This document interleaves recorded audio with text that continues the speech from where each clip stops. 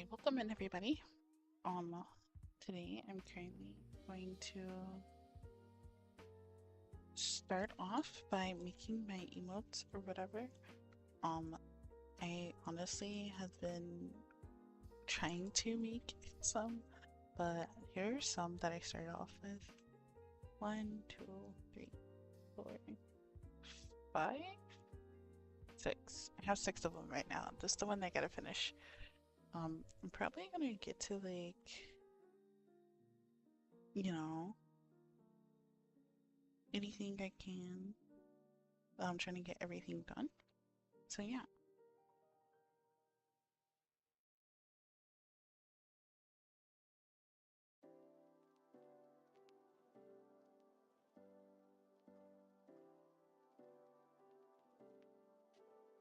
Okay. So we're gonna do this like that. And we're just pretty much drawing, so not really much talking today. Just a lot of drawing. I've been using the fill bucket tool rather than the lasso tool. Completely different. I want to go like a purple rather than a color. Oh no.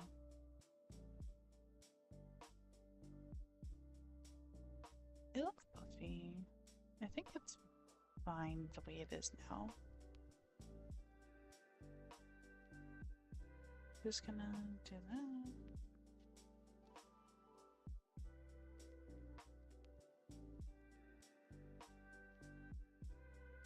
I had basically made it a dedication to myself of trying to stream 3 times a week. That's either in one day or at least spread out within the days.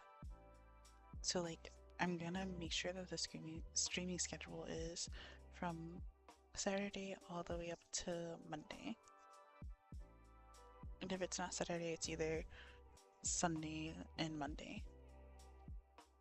So yeah.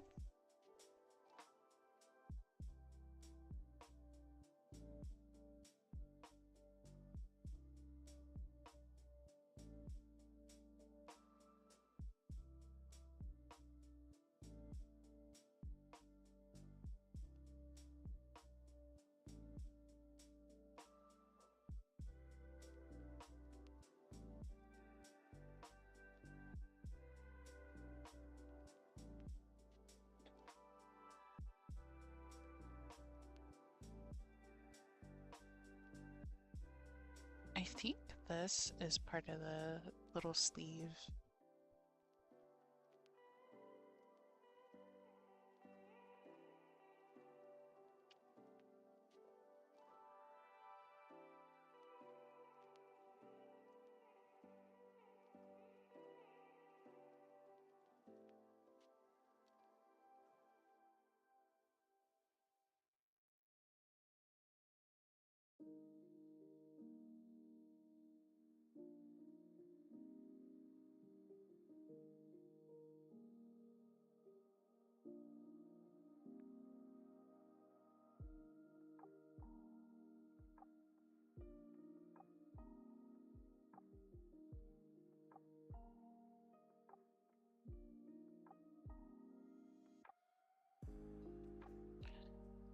Good.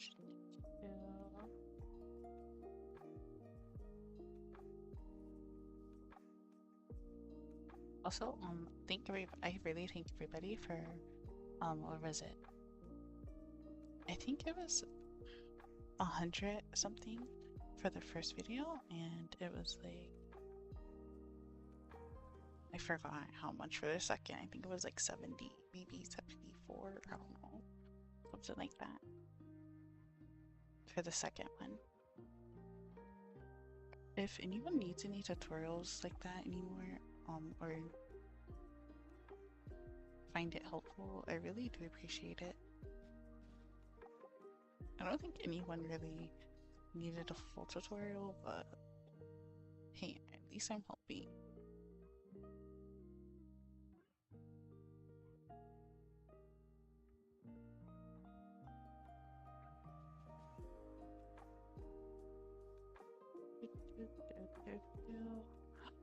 Oh wait.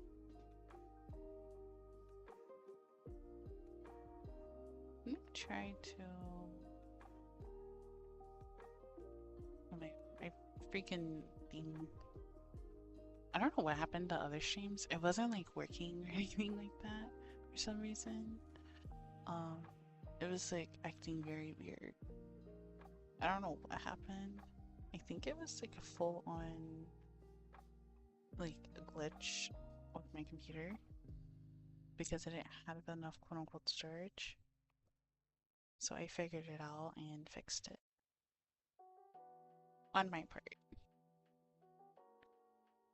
Am I gonna take those videos down? Probably not, to be honest. Because I like to try to keep everything as much as I can so people can look back and be like, oh, this is how she started versus now. And I like to show like the growth rather than trying to like hide away something or whatever people do. Rather than being like, oh yeah, I was always like that or whatever. Like when it comes to specifically like art style and all that, things can improve and I want to kind of like keep that in track as well.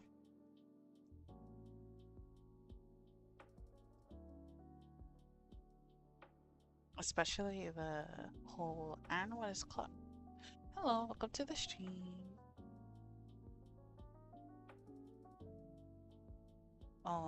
Thanks for the advertisement, I guess.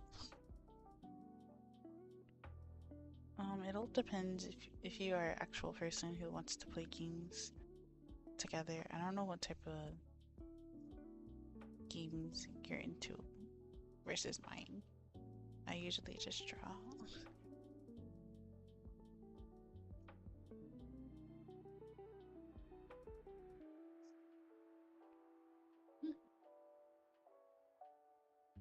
Oh yeah, this is the part where I just use the bucket tool and try to get it over with. Also, I think I've been low-key getting better at emotes. I kind of practice a little bit.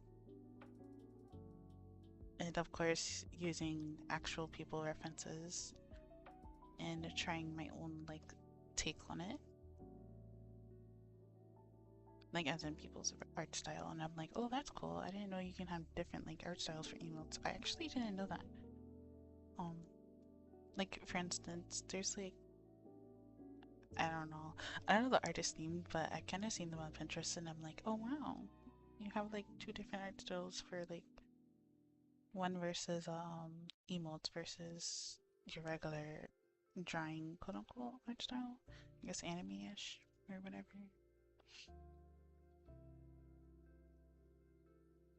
I guess. I don't know. I'm just gonna use this. I was going to render it, but I feel like since it's an emote, it doesn't need all of that, like, detail, in my opinion. I don't know, I could be wrong. I feel like other people have other opinions, so if you guys disagree, do you think I should color, like, render it? Please let me know. And then again, I might look back at this and be like, oh yeah, I need to render it, blah blah blah. Maybe, who knows?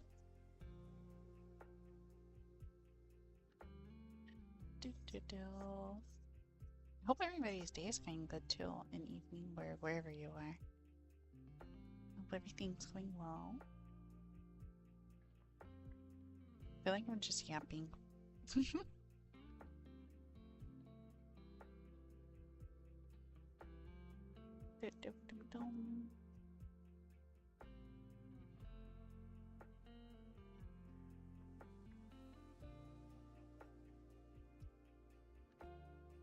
I'm probably not gonna stream for too long because I also want to kind of get started on like finishing up one process of the VTuber model. I'm just doing this just to have a stream so you guys can literally have like something to look back on, if that makes sense. It's always good to look back on something, or at least improve, or whatever you want to call it. I kind of want to just make sure that like streams have like progress, and I feel like most people when they stream they have like a nice thing they stick to. And I've consistently have been sticking to like art, but at the same time gaming, so it's been a long journey. And I'm just trying to make sure that, you know, some progress is actually made.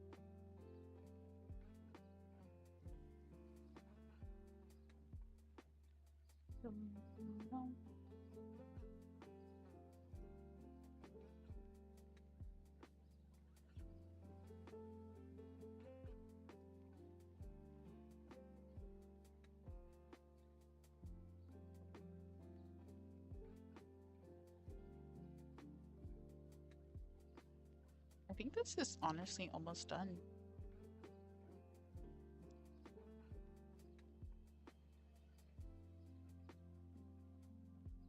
Oh no, the outline.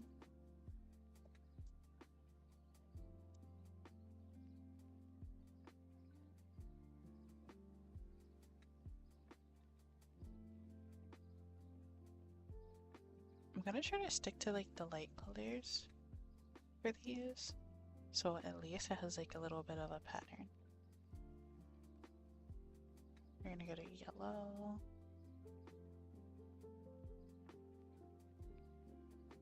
Go to purple.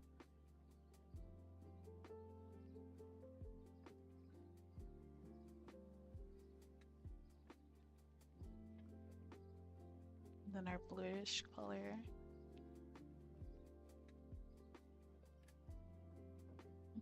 We'll do a green. Looks like confetti, right? I hope so.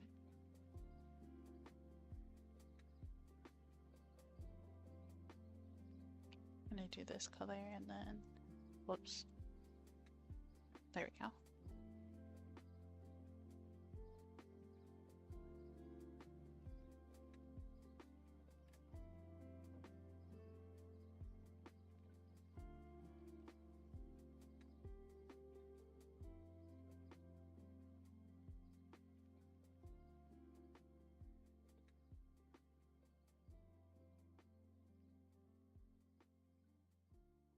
I did not mean to do that.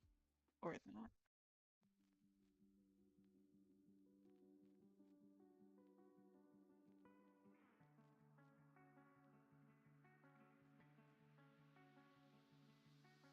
There we go. Now it's like a little bit of shade. Okay. And we're gonna save it as a transparent. Oh, no, I did not mean to do that. Cancel. Transparent. There we go. And I have a little emotes folder.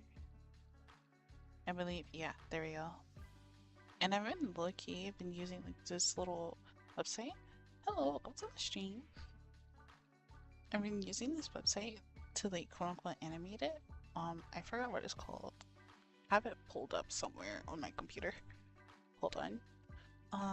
We're gonna name this Yay. Okay, cool. And we're done with that emote. It's pretty simple. And then here's the previous ones. Oh wait, I know what I did wrong. The line art. Bro, that's why it looks so okay-ish instead of yes. Usually, like, I try to make sure the line art is a little more colorful. Just a little bit. Because I feel like that's what kind of draws the basically attention to the emotes or whatever. In my opinion. The last one, I purposely had it like that. I wanted to make look like it's more, I don't know, not crazy or anything, like very dramatic feeling, I guess. And then we're just gonna kind of go near this color. Kind of give like a pinkish, I guess? Pinkish reddish? I don't know. Whatever color this is. And we can go back to the dark, little dark red. Kind of add that in there. There we go. And now it looks like happy confetti. Instead of, like, dull. Okay, that looks more like reasonable. Something I would actually want for an emote. Hopefully everybody's day is going well.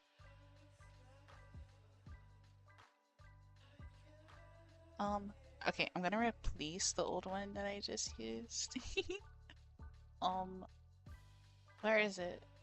Okay, there we go. I called it Yay. Yes, I do want to replace Yay. Okay. Because it's like, yay! Okay. These are the ones we have so far. I think that's it. Yeah, all the way up to here. Okay. The next one, I'm not sure. Do you guys want like a side eye one? You guys can suggest emotes, by the way. If you guys want to, you really don't have to.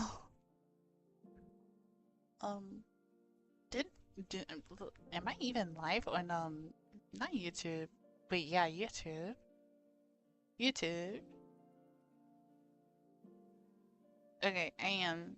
I just had to make sure because sometimes I don't know what happened last stream, but it was very wonky, and maybe we can do some reactions, some like in a few or something, because I'm pretty much gonna draw and react anyway. Um, let's see, guys. I guess we'll do like a side eye, so it'd be like we're side eyeing certain things, like for instance when we're reacting to like true crime. So we're just gonna get. Okay, I just had to make sure I'm in the same thing. The same little pin I use. I don't know if I put my QR code or whatever for like the pin I use, but okay.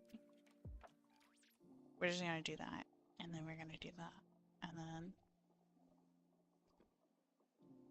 I don't know, how would I do a side eye? I guess we'll just do like a funny reaction, and it's just like looking at you like that. Oh, that's cute. We're gonna like no mouth is better. I feel like no mouth is better. I'm just gonna okay. Wait, the hair, because it's like there's like a little dip, right? Like, you wouldn't be able to see it on the side, so we're just gonna hide the hair like that under the eye, and we're just gonna add a little wing. So it's like, are you sure? Type of face. That'd be pretty funny. And then, since it's a chibi, just give it a little chibi close. Okay. I think this is pretty much almost done for the sketch.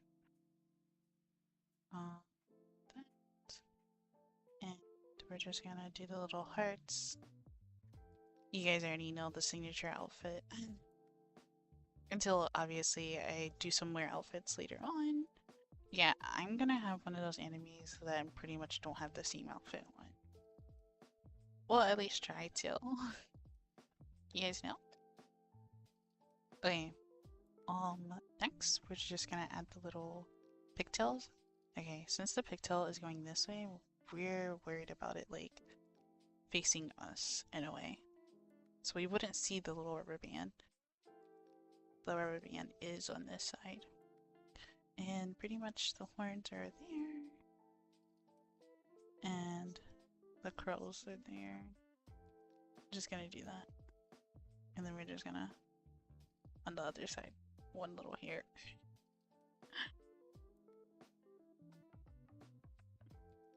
Not too much on the front, but like enough you can tell that it's like the hair. Okay, cool. And then we'll do like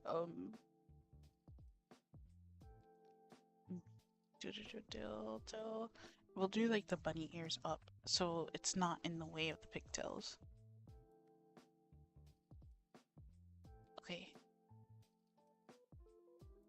We'll add a little more curl density. There we go. Okay, I like that one. I like it. We'll do one little spike for the thing. Do little X's or whatever you want to call it. And since this is the side, you would see the little, whatever you want to call it, the little arm gap area, the arm sleeve, I guess? I guess so. And then you go up here. I'm just going to do another layer just for the line art. I think this one's pretty funny. I don't know if anybody would really use this one much.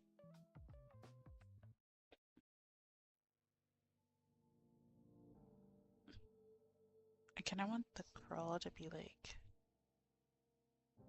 out in a way. I don't know. I kind of want to copy the sketched idea, but at the same time I want to make sure that the sketched idea is fluent. Okay, that's pretty good, I think. Yeah, I think so. I think that's good. Then of course we're gonna make our line art on the face very like steep, but like at the same time kind of giving the all questionable look to the person. Okay, I don't know how I made it that circle, so we're just gonna use our handy dandy ruler. Not symmetrical, but whatever this is. Oval? Is that an oval? We're gonna use a handy dandy oval. Okay. One go. Oh my god. That did not help at all. Just gonna go slow and steady. Okay, cool. And now we have that oval. I think we're gonna keep that line there to give that like effect. Don't know what effect I'm talking about, but an effect. Like line art effect, I guess. And then we're just gonna do another oval.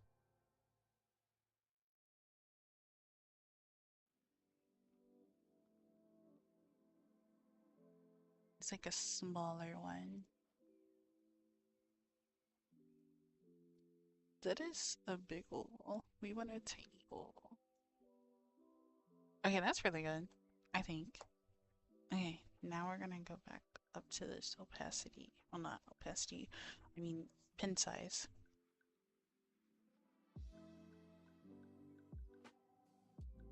Okay. I would never.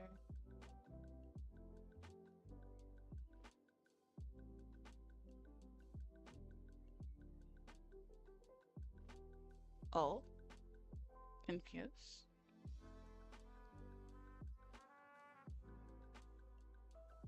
I'm so confused. Welcome to the stream. But if you're talking about the art piece that I'm making right now, this is honestly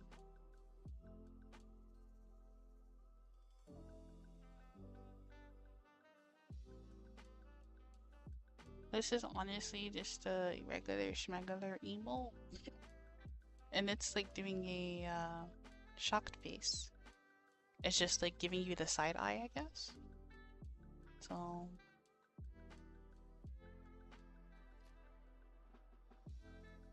doop doop doop.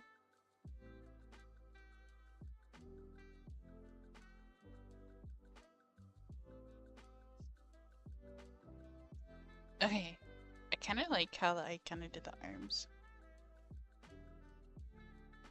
More better than I thought it would be.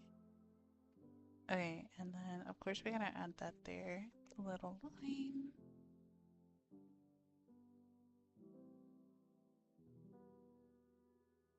Mm.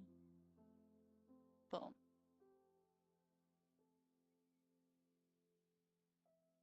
Okay, that was like not leading correctly. Should I make sure that this is like that? Oh, also guys, since I'm making hello, welcome to the stream. Thank you guys for joining. Um, since I'm pretty much doing emotes, I'm also thinking about, well, I am going to change the starting screen. One, because honestly, I was just trying to do whatever was basically popular. I don't know if that makes sense.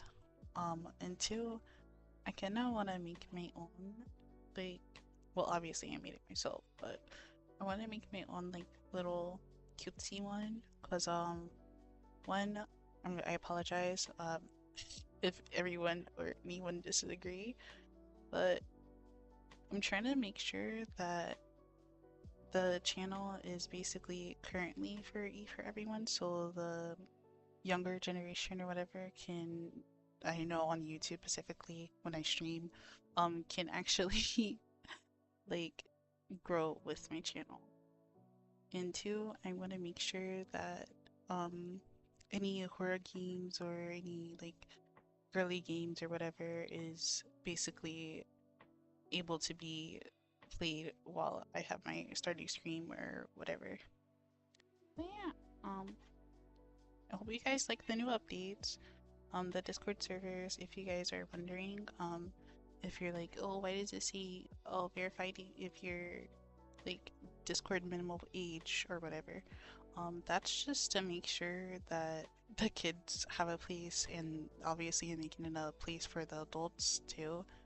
Um, I didn't know if I posted it on, I didn't think I did. Did I? I don't remember on YouTube, but basically I know my audience and um pretty much I think some, I don't know, you guys can disagree, but when I was younger, some YouTubers had a said audience, like a younger audience, but it wasn't like drastically saying the F-bomb consistently or anything like that. But yeah, they pretty much just had their content and apparently it viewed to a younger audience. But thank you for asking. I am good. How are you guys? Sorry for the little ramble jamble of a rant. I just wanted to make sure everything is cleared up and okay.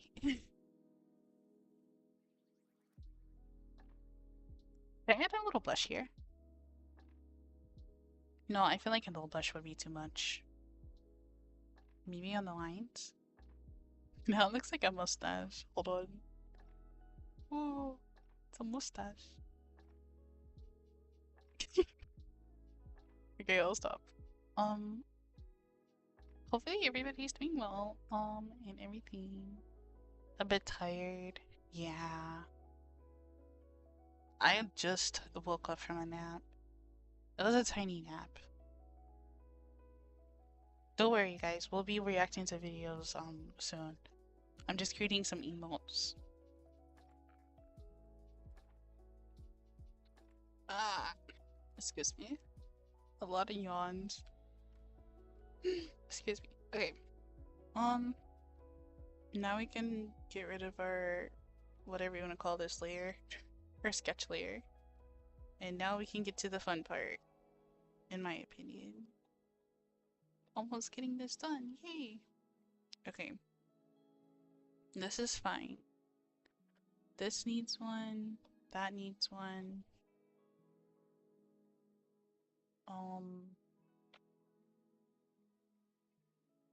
I would say here, but I would need to like kind of do that. Okay. Next, we're gonna get our like purplish color.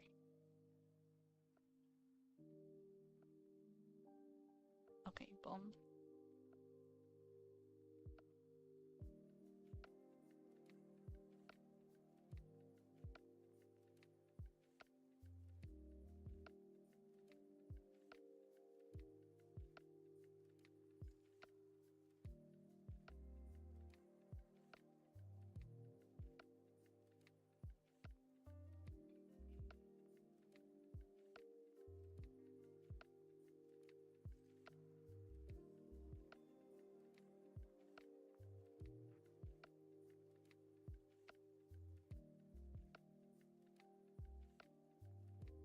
It's like these little intricate details are kind of hard to like point out if you're not doing it right.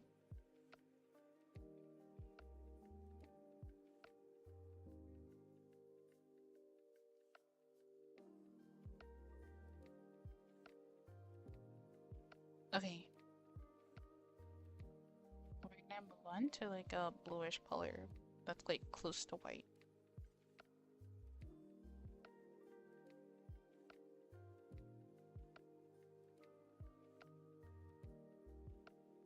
Doop, doop, doop, doop.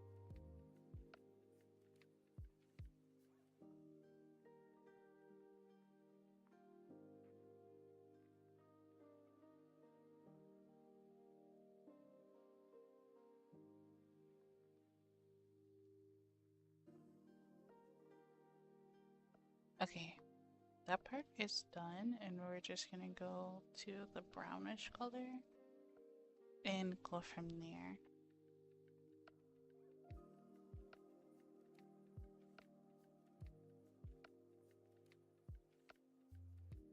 Okay, trying to see where the line art kind of is, so I can keep inside of it, so it's not like a wonky color outside of the lines or whatever you want to call it. I guess we'll grab that, and then this one, and then we need like a blue, like a dark blue, and that one. Okay, boom, we did that, guys. Okay, easy part done. Now it's the hard part because it's flipped. So we're gonna need this, that,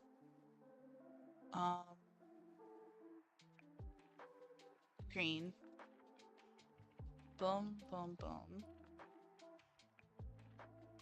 It's green. Oh my god. Green. Okay. And then we're gonna grab this and make it blue. That is supposed to be skin tone color.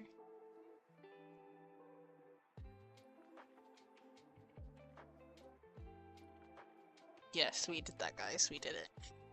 Okay. Now we just need the horn color. And the little, whatever you want to call this color. bluish, purple, whatever, I don't know, indigo, if you want to be specific, I guess. Boom. And now we just need the eye white color. I'm gonna make it like an off-white. And I'm going to do yellow because yellow. I don't know, that was like a okay yellow, or just do like a very bright one. That one's okay as well. I'll do that one. This is literally the same thing we just did. Okay, that one's better. Okay.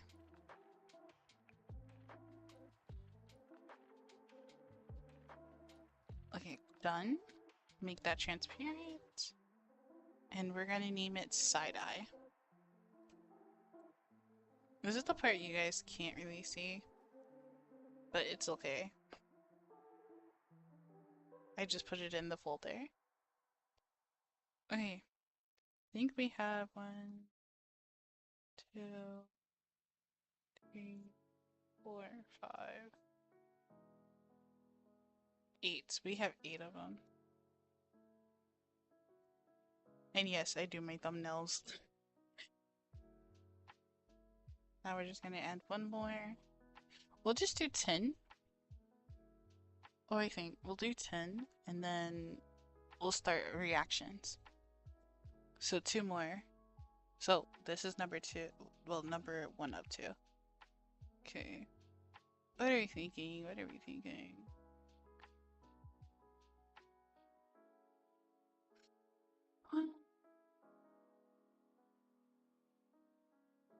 What is something people would react and use?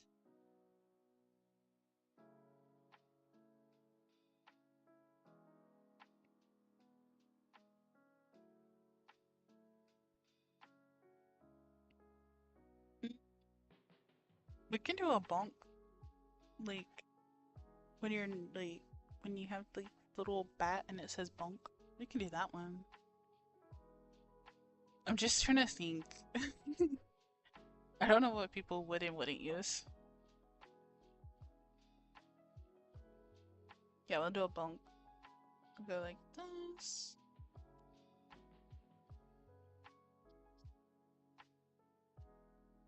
And then we'll just be like, whoop. And then do the other side of the head like that. And we'll just do like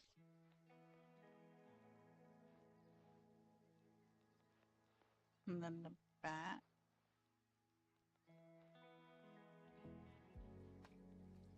Bats are like this. Right? Yeah, that works.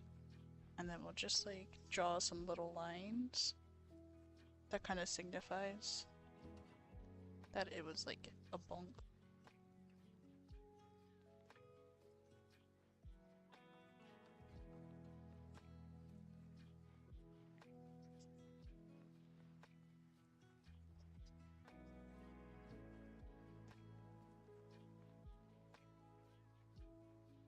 And then we'll just add like little sparkles, I guess.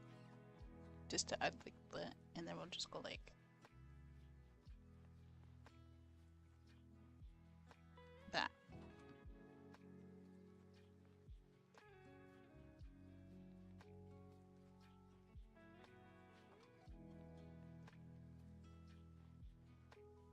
Little spiky teeth. I don't know if I want the body to be like side or like the arms are kind of like that. Okay, we'll kind of make it like a little zombie moment.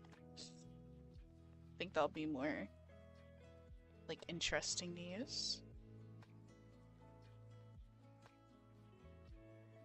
I really don't know how to position the body. Maybe like a side, like that, and then like it's being thrown. Yeah, I like that more. Like it's being thrown. We'll just kind of do the shirt like that.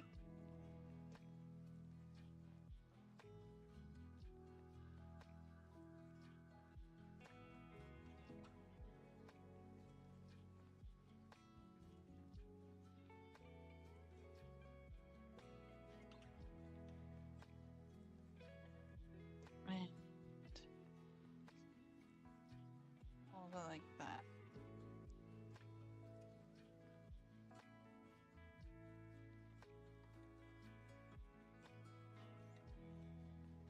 Okay.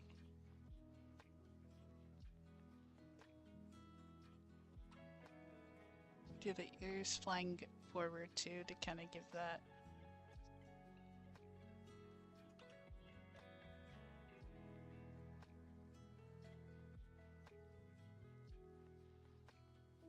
Same with the hair.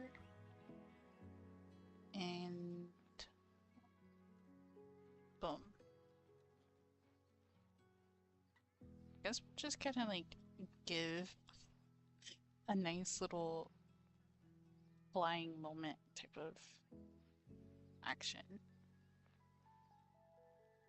The hair is gonna go like that, and then the rest of the hair is forward.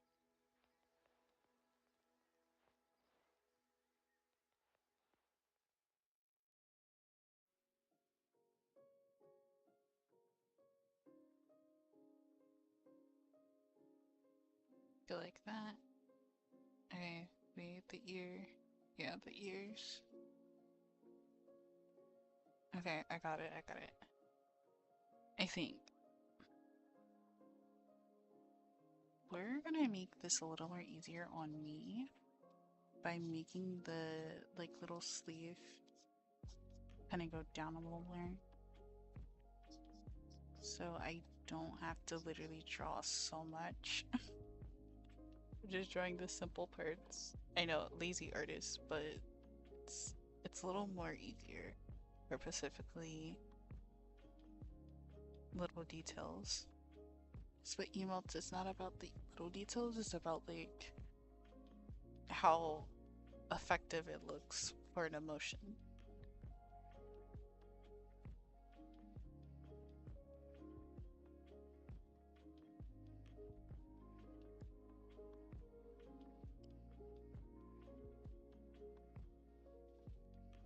Okay, we're gonna start off with the outside. So we'll do the little bat we have going on. And then we'll do like the hair that's flying. It's like, I guess, effective in a way.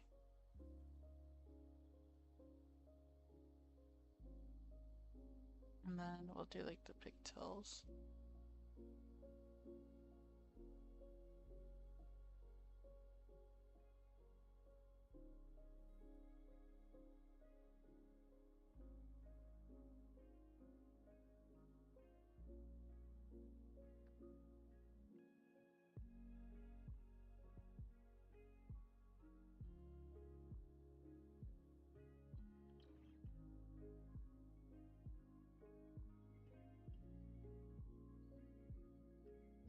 Okay, that's a little more effective.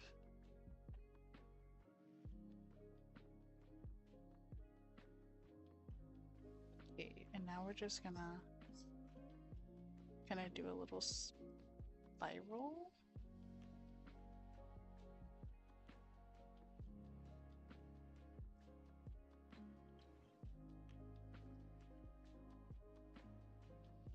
Okay, that's a little more, yeah.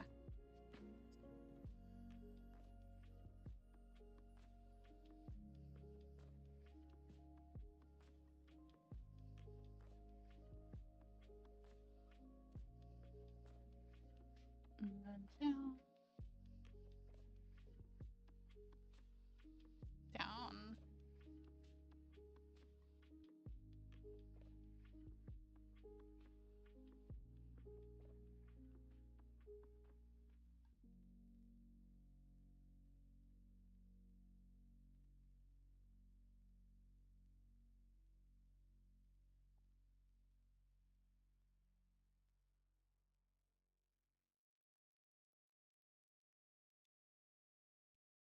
And making it like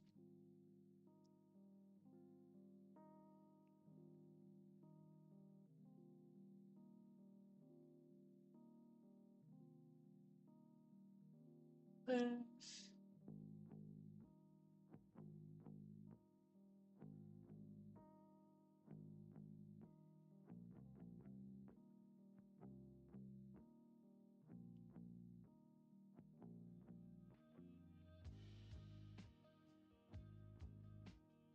Oh my gosh, this is like a little difficult.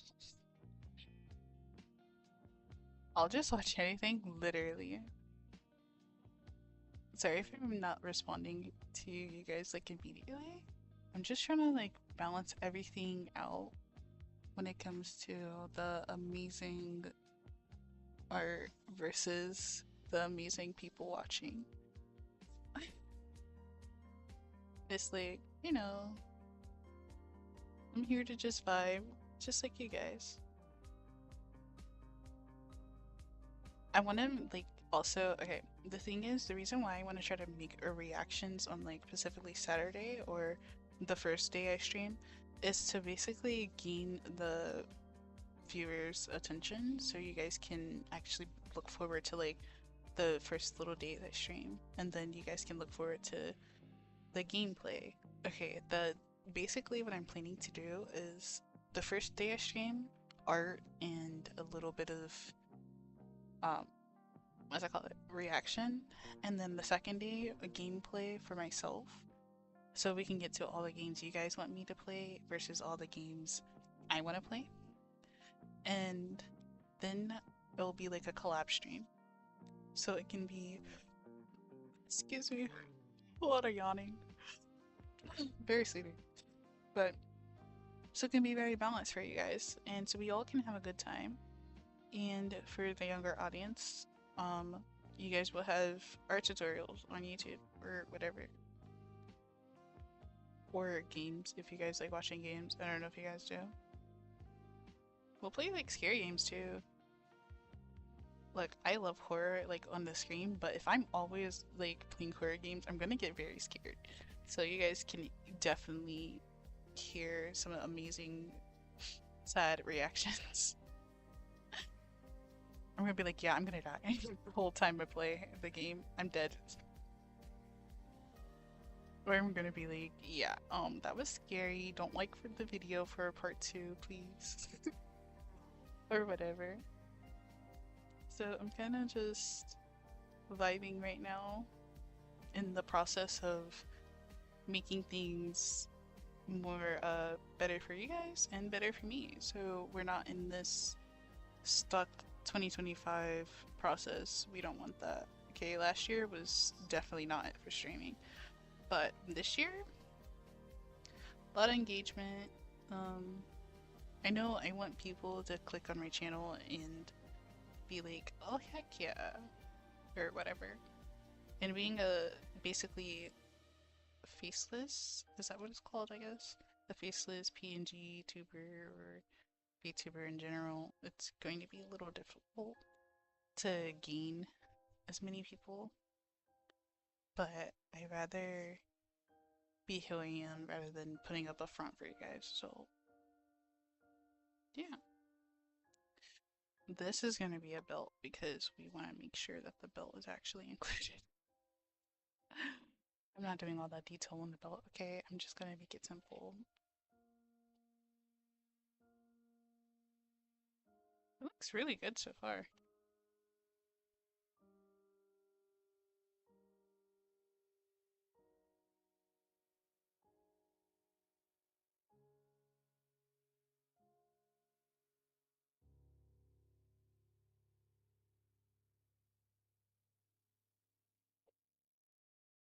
Doo-doo.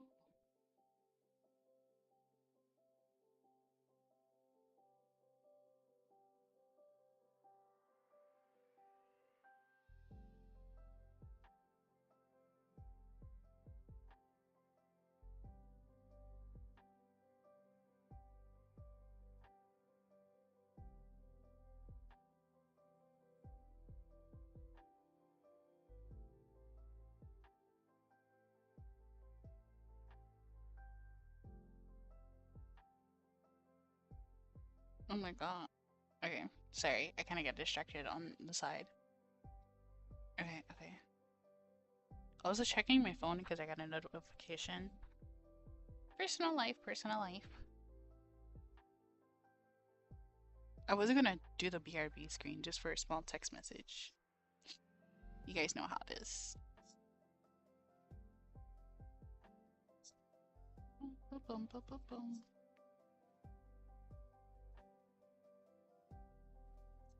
Also, I do want to get to the point where I have like a big friend group and we all just play Among Us or something. And I just link everybody's like perspective or channel or whatever. That'll be so fun. That'll be so fun. I don't know. We will get to that point when everybody is literally comfortable with it. Or we'll do like a 300, not 300, but 100 followers, not 100. Freaking, I'm already at 100. I forgot what it's called. 100K? Is that correct? Is that when people make money yet? I don't know. Followers or whatever. Like that silver play button.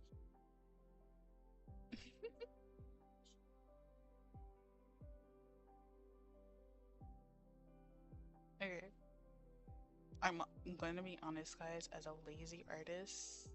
Yes, 100. Okay, I just wanted to make sure. I know a lot of people actually get that sooner than anything. Especially like those art channels that do like a whole bunch of, okay guys, today. No hate at all towards them. I don't know how they do it. I just know I don't have the time to do all of that. And I edit my own videos and I draw my own stuff. That's crazy.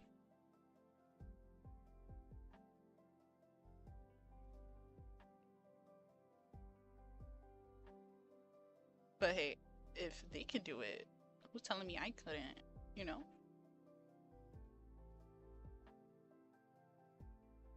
Then again, most of them take anything and claim it as a fame. And I'm trying to take the good stuff and manage actually my community so it's not just a whole bunch of Rambo Jambo or whatever. And I know there's like different ways to bypass the algorithm. Like for instance, if you set your thing to, okay, hot take, I might get completely like freaking whatever disagreed one, but if you set your thing to, is this for kids? No. Most of those accounts, I don't know if I said this before, but most of those accounts that says no, that's not for kids or whatever, those kids have accounts that literally says, oh yeah, I'm born in 1700. And it's like, bro, how are you alive? But yeah. And then if you select it, if it's for kids, then you'll show up for Coco Melon and all that, and you don't wanna be that. So it's kind of hard to manage it, but as a responsible YouTuber, I'm gonna make sure everything doesn't mix in. For like instance, those kids should not be on Twitter or X or whatever. I'm going to make sure they're not on there. I'm going to like look at their account, do everything I can. You're not going on there? No. Shouldn't even be on my Instagram. The most you'll get is Discord. That was never me when I was younger. I just doxed how I was when I was younger. Some people actually, okay, for the people who had like, I'm not saying, oh, these kids, they don't have any reliable parenting around them. It's like, it's more like the reliable, like, algorithm, if that makes sense. It's not just the parenting, because the kids are gonna find internet regardless, no matter who's out there. Like, they're gonna run into Coco Melon and then run into, like, I don't know, whoever popular streamer was back then, or YouTuber. It's kind of like, you can't really avoid anything, so you just gotta do what you can for your community to make it safe and welcoming. And plus, I'm not trying to be like only for whatever. I'm trying to make sure everything goes well for everybody, for all ages. So I don't really care. So haha, suck that, I guess.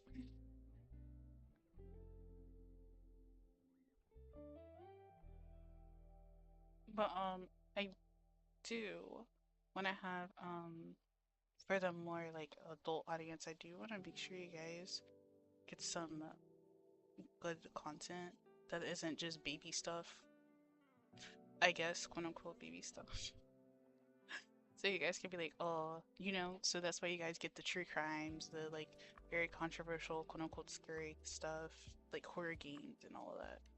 So the kids can be like, I don't want to press that. Some kids still do. I don't know, but I'm not in control of that. Their parents are. But it's not my job to watch a kid that I don't know,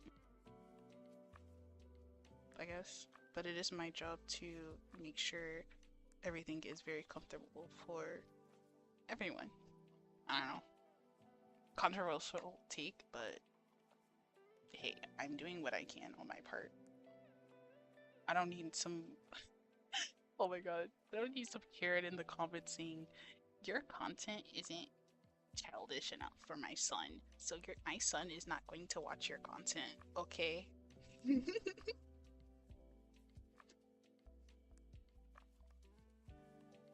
Also, I'm gonna say this early. I'm probably not gonna do a Facebook goal.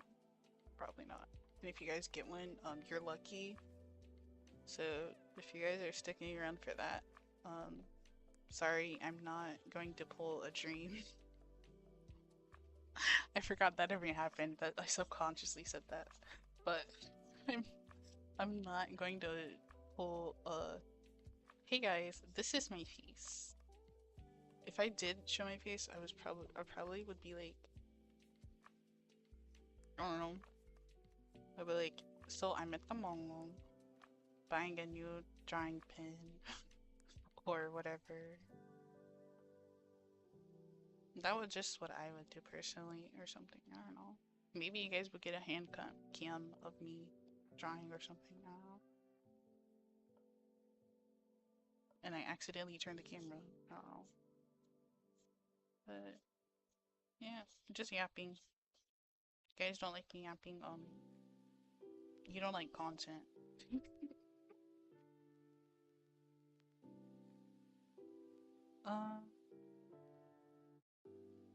Have you guys been on like, I don't know if you guys do have TikTok. I don't know where you are in the world. But for the people that has TikTok, have you guys seen those like freaking, I don't know how people get like, that's what I was trying to say. Have you seen those streamers that have like a nice but amazing stream or whatever, and it's all set up on TikTok and they're playing like freaking copyright music and they get away with it? How do they get away with that? I just have a true question. That it's not like a, oh, it's not fair. It's just like, I'm honestly curious. Either take the strike, or it's TikTok and it's not really like moderated like that due to the TikToks like always having like trendy sounds. Probably money. That's true. That's another thing. That is very, yeah, I've low-key never thought of that possibility, but honestly, I like that. I like that idea. Me not thinking hard enough? Oh shoot. I used the wrong thing. Yeah, definitely not thinking hard enough. I might use this as a profile picture. This is too cute. I'm sorry. A little art. I do sometimes. I go like, oh, I low-key want that. And it's like, you know, it was meant for an emote, but low-key.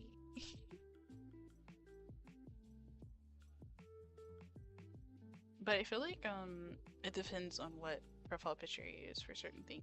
Like your channel banner and everything pretty much shows who you are in a way. So like for instance,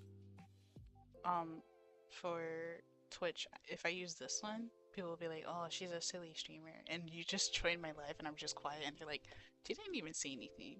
And it's like, oh yeah, I open up. And it's very interesting because you can disagree. You can definitely disagree if you guys don't like this idea or opinion. But pretty much, most people who stream or like do lives or whatever, whatever you want to call it, do content in general, most of them are very like introverted.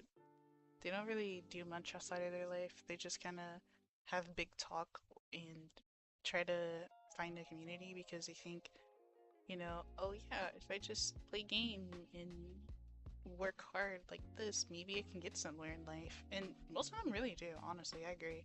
But some of them logical, like people who are not really delusional enough, like me, would definitely give up.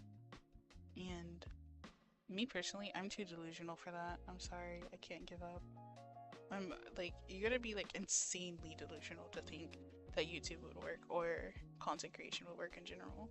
And that's a very hot take, and you could definitely disagree, but you know, just a thought, in my opinion. And yeah, honestly, I really thought it would work, and it have. It really has. Um, Compared to Twitch and YouTube, YouTube gave me more subscribers than Twitch. Remember to hydrate. Oh my god, thank you. My water is all the way over there. Hold on, guys. I'll be right back. I'm gonna go grab it. Guys, remember to drink water.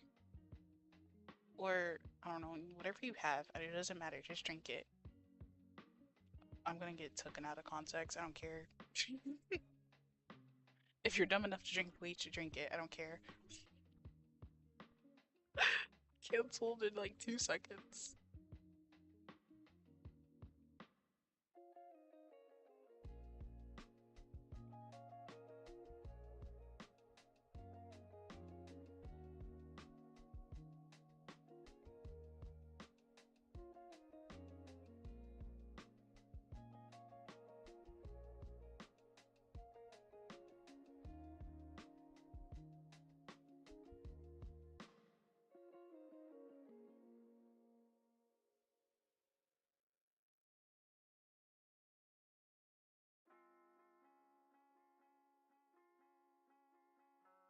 Everybody drink your monster right now. If you're not drinking it, you're a loser. I'm joking. I think everybody literally drank at least an energy drink in their life, and I'm talking about the adults. Kids, walk away. I don't care. Um, let's talk to your mom about that. Or whoever. I don't care. Anyway, yeah, I feel like everybody drank at least an energy drink in their life, and if not, you're not really missing out. Literally. Most of the times, I low-key want to make sure, like, okay, this is a hot take, another hot take, I guess. Basically, when it comes to energy drinks, me personally, I had one before when I was like, okay, haul whatever you want to my parents. They are very, this is gonna get clipped if they see this, but I don't care.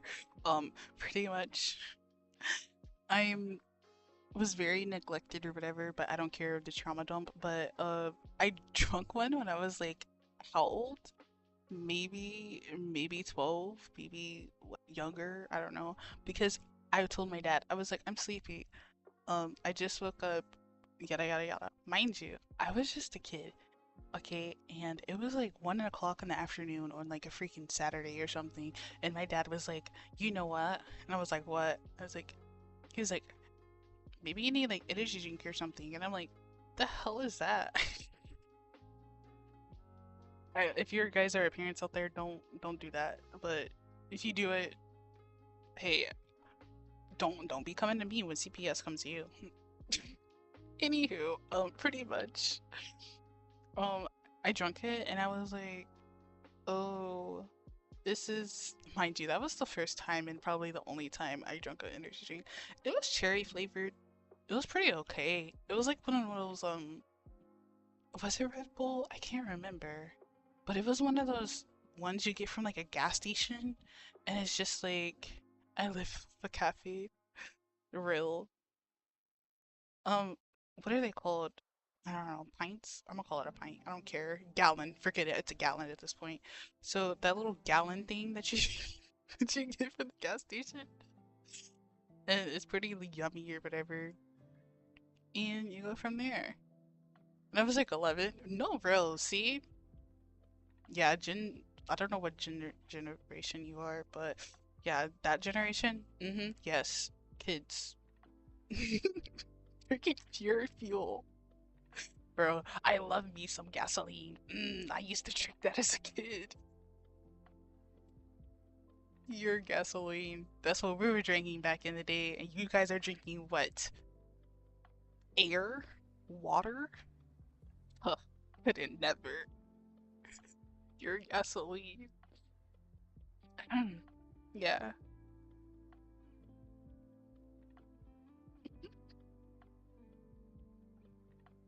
But pretty much, that was a very interesting experience, in my opinion.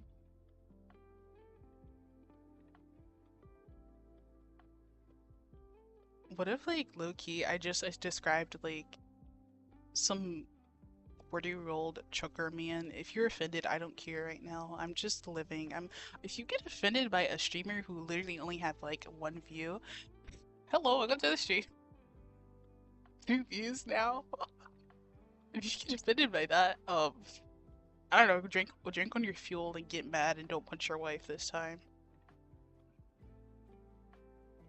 I wish I had a VTuber model because you guys would die at my face. I literally just bit my lip and I was like, I'm gonna get canceled. Honestly, I don't care about cancel culture. I don't think that's even real. Okay, I think it's literally just people saying, oh, I don't want to watch your videos no more. Okay, bye. Okay, leave. Oh, I apologize. This is literally their first impression on me.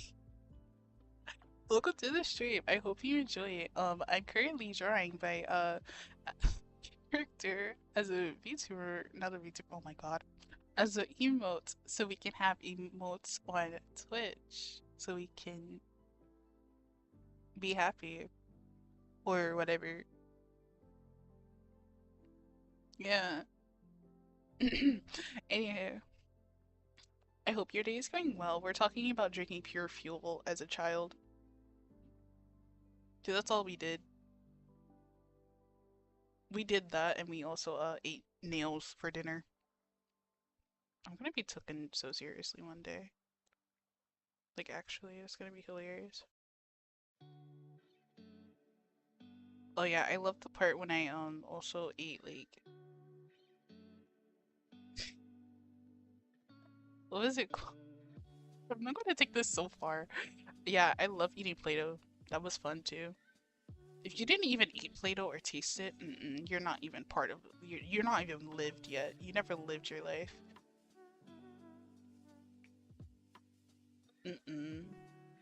Yummy Play-Doh. Okay, I'll stop now, guys. For somebody actually takes it seriously. Low key, I kind of like that little shade I did right here. That one's really cute. Should we do cell shading? Shell shading does not seem that bad right now. We'll do like a little bit.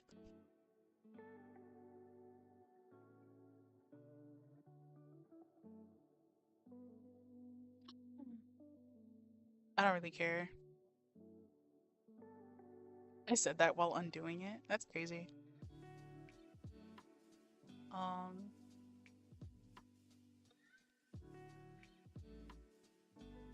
Back to being quiet. See, this is what I'm talking about. You guys probably wouldn't even you guys would not even like the stream. You'd just be like, oh yeah, that was funny. And now she's boring. And I'm like, yeah. It's called conversation. Have you ever heard that word before? But anyways, besides that, since we're talking about like caffeine and stuff, what was another thing that I wanted to mention? It was like something about when, okay, this is all rights to my brother. He could definitely tell a story. I don't know how it tasted, and I don't know anything. But he had to be like least, at least, like 6 years old, 7 years old, whatever. And my dad was like, oh yeah, your sister can't have this because this is coffee. But you can have a piece. You can have a taste. You could tell who the favorite was, but I was like, oh, so he can have that, but I tea, okay. And then my brother's face was like pure like in disgust, and I was like, oh, so it's nasty or because my dad make it seem like it tastes good, and I'm like, straight coffee, okay. I have nothing against coffee, by the way. When I used to work at, I'm not gonna say which fast food restaurant, but a restaurant, um, I used to literally chug frappes.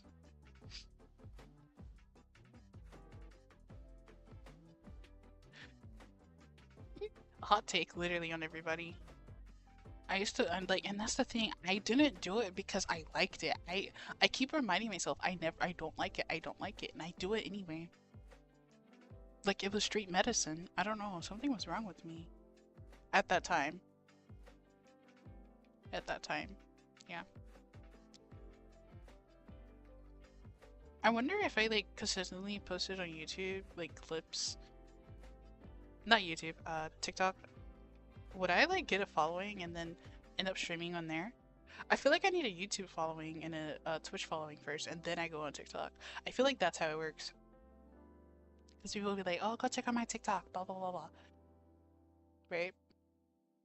And then they get those views from YouTube and Twitch, and they basically get those new people coming across their channel, and they go like, oh yeah. And because I see those, that's the thing, I see those streamers, excuse me, I see those streamers who stream on freaking Twitch as well while on TikTok. And then they upload those videos on YouTube.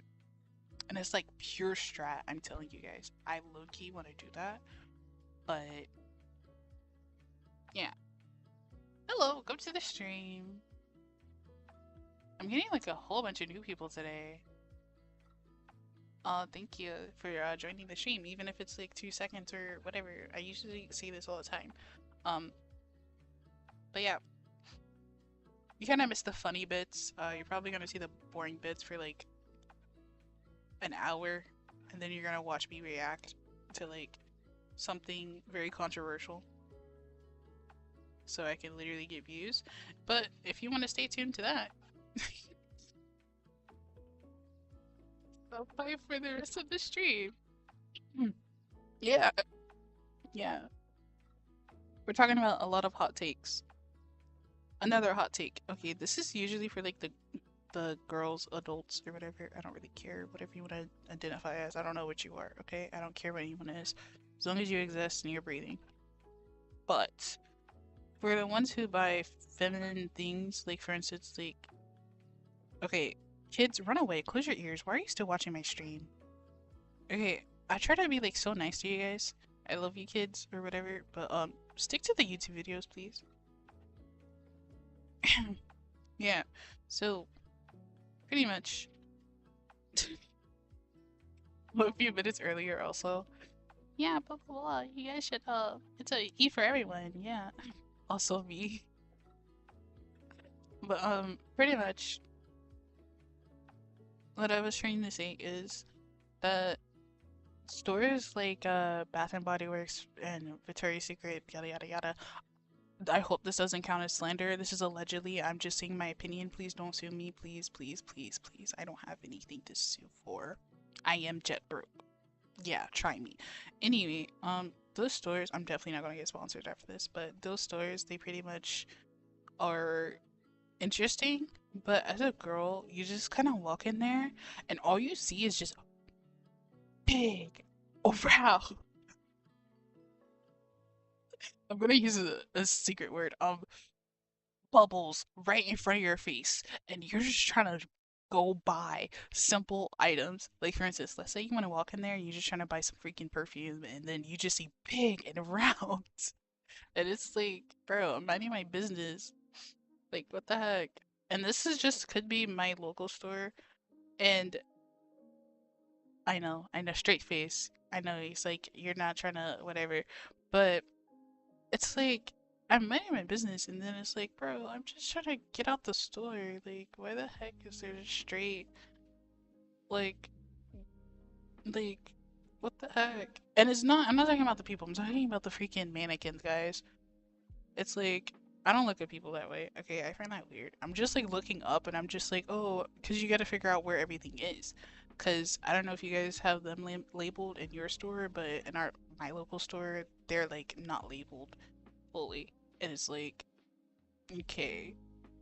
So you kind of look around just to guess where the labels are because they'd be like, oh yeah, this is the hoodie section, but it's like tiny. And then you just look up and all you see is that, and you're just like, okay. And I'm not talking about the models. No, no, no, no. I'm respectful to those, obviously, other people. But the freaking mannequins, why did they make it like that? Like, come on now. Like, anyway, that's just a hot take. I just find that very, like, weird. Like, bro, what are you doing? I'm telling you, some freaking dude is gonna walk in there or whoever, like some freaking, I don't know, 30-year-old man's gonna walk in there and be like, yeah, I'm just gonna take this home. Nobody's gonna notice. And they're probably not gonna notice. They probably have like 10 of them in the back just in case. I'm like, what the heck? I just want some perfume.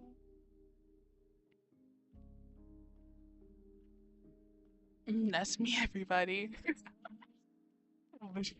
It's literally you? Okay, that makes sense. I just find that like, and it's always in the front. I don't know why, but it's like when you first walk in. It's not like when you like walk in and it goes down a little bit near the perfume. It's really no. I'm reading what you guys said. You said that's me, everybody. I don't know why. I don't know. Okay, buddy. But it's just like when you first walk in, it's just straight like what the heck? And that's why people will try to hide their kids. It's probably why they try to hide their kids from that store because they're like, the heck? Because at first, like in the early 2000s, I don't know if you guys was around that time. I don't really care. You know, I'm like 3,000 years old at this point, but I'm a dinosaur. But they used to just have them like when you go near like the actual areas of where it will be. But now it's I don't know. Not it's not the same. Like Hot Topic. No slander or anything. It used to be like very like dark and especially Hollister. I don't care what anyone says. I don't know. I just joined. Oh, I feel so bad for you. Welcome to the stream. We're talking about different hot takes while the drawing, so I can get this over with, and then we can react to videos and or play a game. But everyone's just here for the vibe. Oh, that's another thing. Starbucks used to smell so different. I don't know if you guys used to go there or anything like that. Um, Pretty much. Also, guys, if you've been here for so long and you kind of like my content, me just yapping, like, comment, subscribe, follow for people on Twitch. Yeah. Okay. But Starbucks used to smell so like I don't know how to explain it. Like cinnamonish, cinnamony or whatever. But like it smelled like sugar. Like it smelled like a Bath and Body Works store. But now it just smells like straight coffee, black coffee. I don't know. I do not know. It's completely different now. Completely disagree. Do I go to those stores daily? Probably not. Oh, well, hello. Welcome to the stream. I don't know if it's working on you guys. The YouTube chat should be showing up too. I don't know. It should be popping on the side. I don't know why it's not working. Let me fix that for you guys so you can actually see what's going on YouTube chat. Not reactive, bot Rix. That's the app I use, or whatever. Log in with YouTube. Why is it telling me to choose an account twice? Question mark? Oh no. Chat overlay?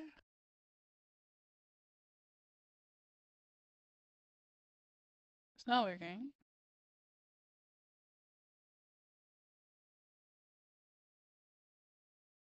Oh, it was working. Not cheap views. Go away. Yeah, view is a view. Okay.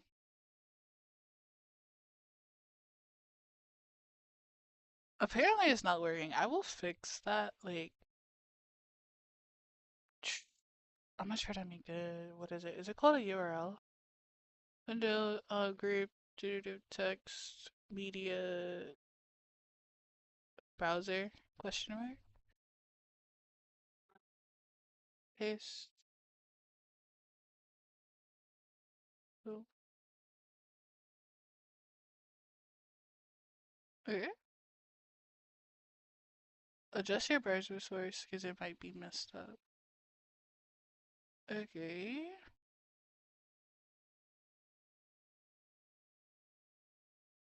Okay, what about now? Hit OK. Okay. It should be working for YouTube now, hopefully, maybe, I don't know. Question mark. Okay. I don't know. It's probably something going on with like the freaking stream or something. I don't know. I'm not really an expert. Like, comment, subscribe, I guess. We'll play some more music. Okay, anywho, basically, sorry kid, welcome to the stream. Um, yeah, this is also what I was saying kind of earlier. Kids are finding my channel, and I literally said no kids. You don't have to leave. It's okay. I made it safe enough for kids because, you know, YouTube is interesting. But pretty much.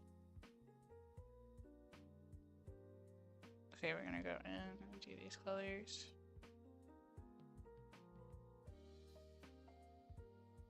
Stupid thingy. But yeah, for your parent, making you, not really making you, but saying, you know, you should drink so and so, like Starbucks, that's not my opinion to say on it, because you're a kid, and I'm not trying to influence any bad decisions. Or whatever. I guess we'll calm down on the hype now. I can understand. Literally.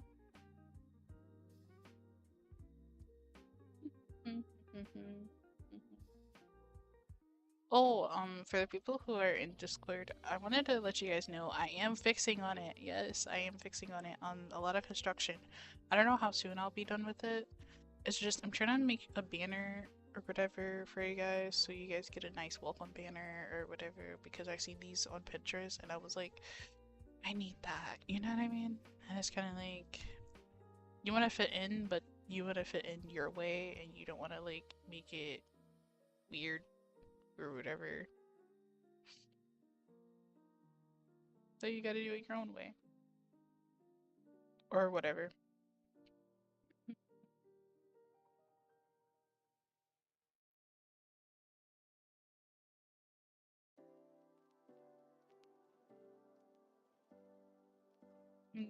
I think it's blue and then purple. I could be completely wrong.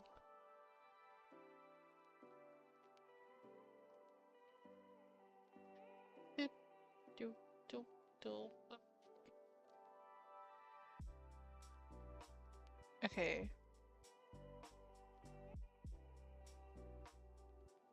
There we go. I think this is pretty much done. All that yapping, we finally got to it to be done. Finally, says somebody. I don't know. I'll put this over here so you guys can see. And that was just a lot of layers. Joking. That was just a lot to deal with. Okay. Transparent. We're gonna name this. We're gonna name it Bonk, obviously.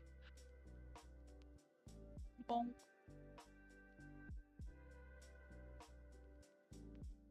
Do you want to replace it? Heck no.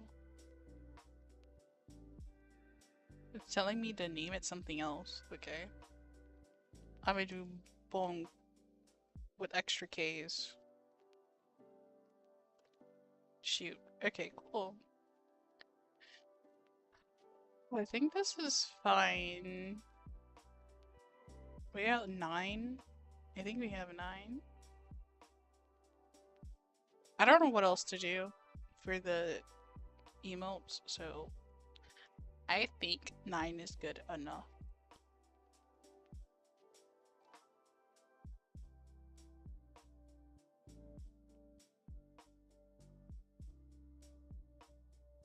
You don't like this one? Out of all of them, I don't like the crying one.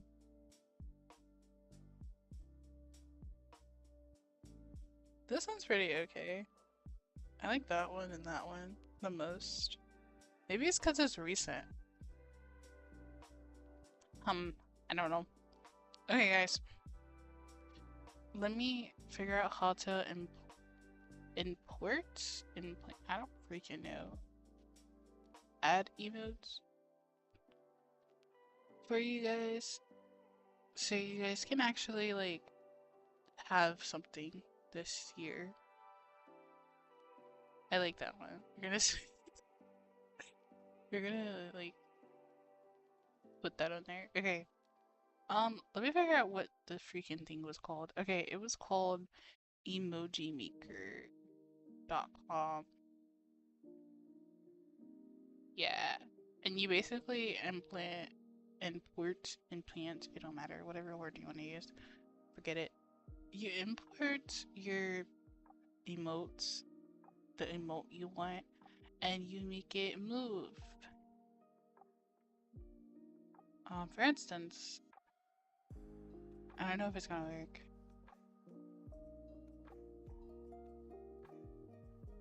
Okay, I'm gonna full screen it, and okay. It's a free website, by the way, so I'm just gonna show you guys what I'm doing real quick. Where is my freaking mouse cursor? Okay. Boom. Which one? No, it's not that one. Not how to, because I was trying to learn how to do it. This one? Yeah, it's this one. Okay.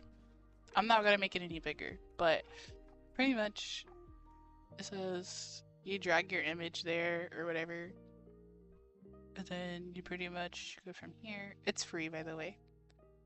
And then you can do none, and then this is how some people do it.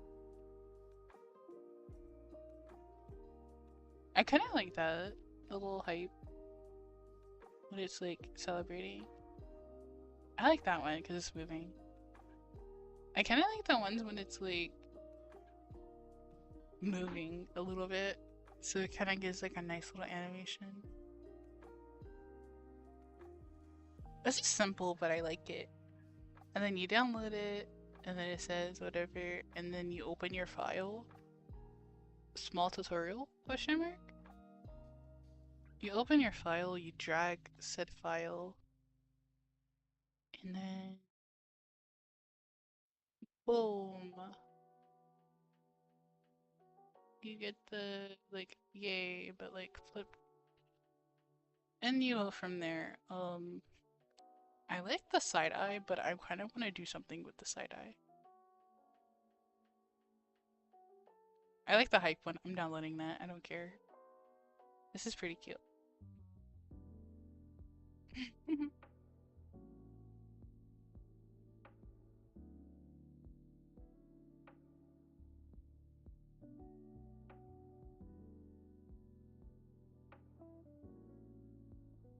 Okay, you might know that it's literally the same emote, but... Okay, we're gonna use something else. We're gonna do something else for that one. I don't know if you guys can see, but this is my little thing of contraption. If you can. If you can't, oh, I apologize. Side eye.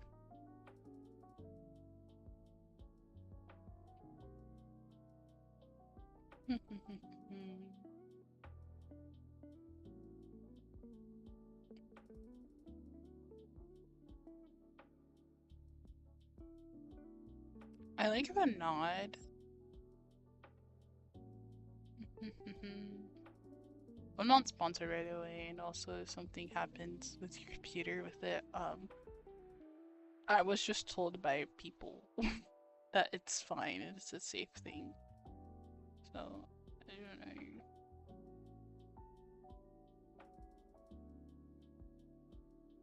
No, I don't want to do anything like dance.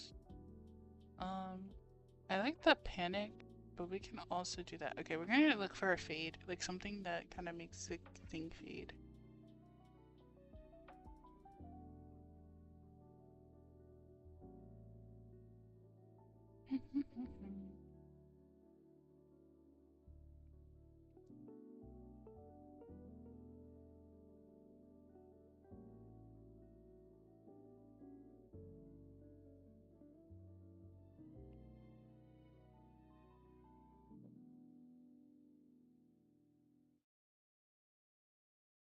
I want something subtle.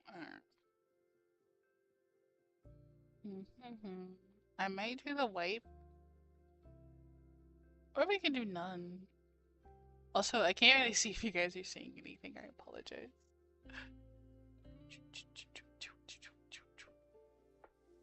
Let me see. Nobody's. Wait. I might be dumb.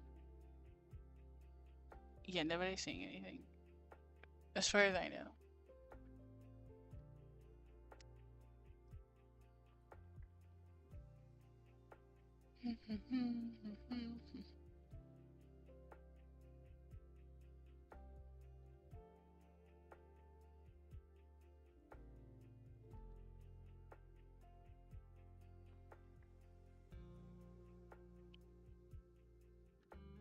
It's too, I don't know, it's too late. Okay, we might do the flip. I like the flip. Okay, we made the side eye and what else recently? The bonk. I like the new bonk.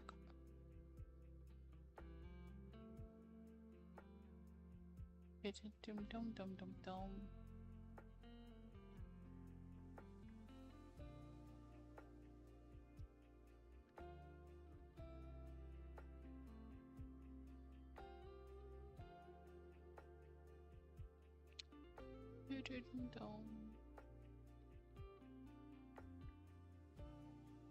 I like this one because it looks like you're actually hitting it. Okay, boom. Now we're gonna figure out how to literally implant it or whatever you want to call it. Import it. Okay, I guess that's it. We're just gonna switch this to my art thing, and I don't want to get copyrighted, so hello, welcome back to the stream. So I'm just gonna look up how to do it over here on my own thing.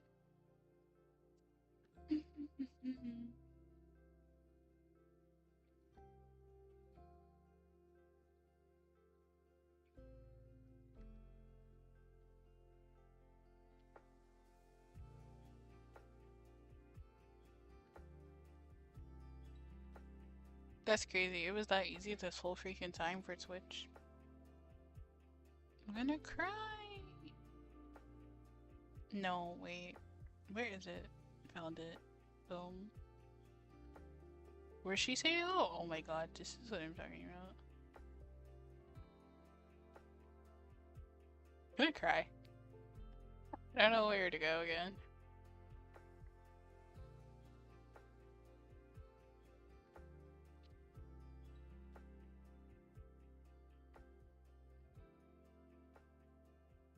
Viewer rewards? Okay.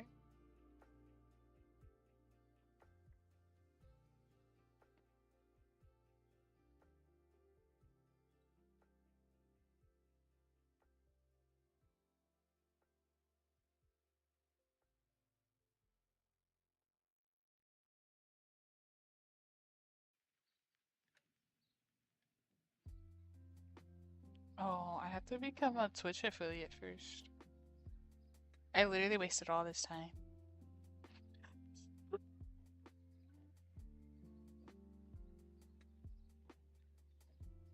It's okay. We'll watch something now because I don't want to just waste time. Okay, I'm gonna open this one. This one seems fine. I'm gonna open it like this, and then I'm gonna go to... Oh, we're gonna watch something scary. Scare the kids away, guys. I don't know, I'm just joking. Scary videos. That will haunt you at night. I don't know about that one.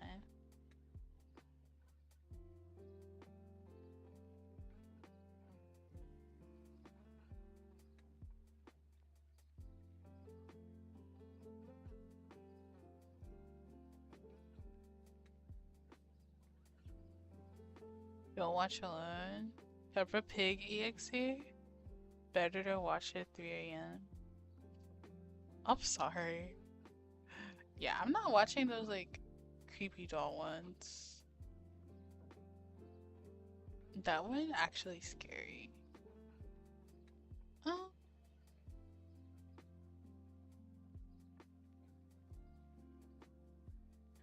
Hmm. It's really but it would be cool if you had like a bonk or dizzy emote inspired by the Bummerman 64. Oh my lord, that's so smart. Alright, I'm gonna like literally copy that idea and put that in my notes. That is so freaking smart. You're like a genius. Like a literal genius. I'm gonna put that, yeah, definitely put that in my notes. Boom. I love your guys' idea. Your ideas are like the smartest. But thank you for joining the stream. And today we're currently trying to basically react to something now. I don't know what we're gonna watch.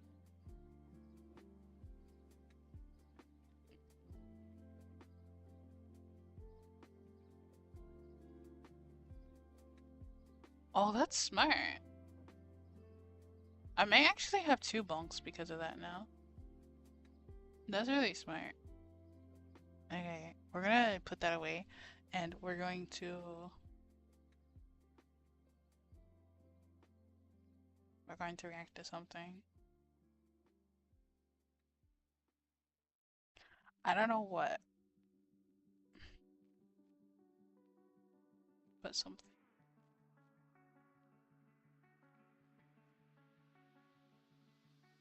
I don't want to make a reaction to a reaction because I feel like that's cheap.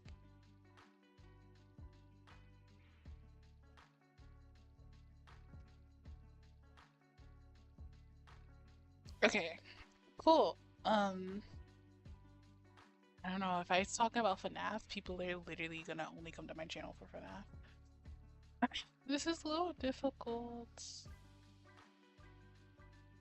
If I do true crime, I feel like that's the only thing.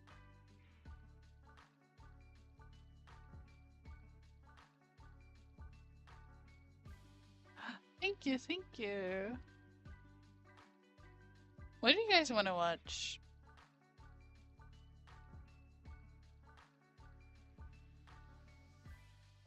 Oh wait, here we go.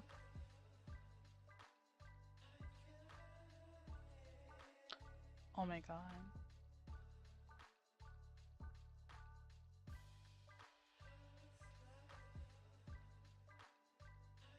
Okay, I'm gonna put on the subtitles, and then I'm going to switch to the thing,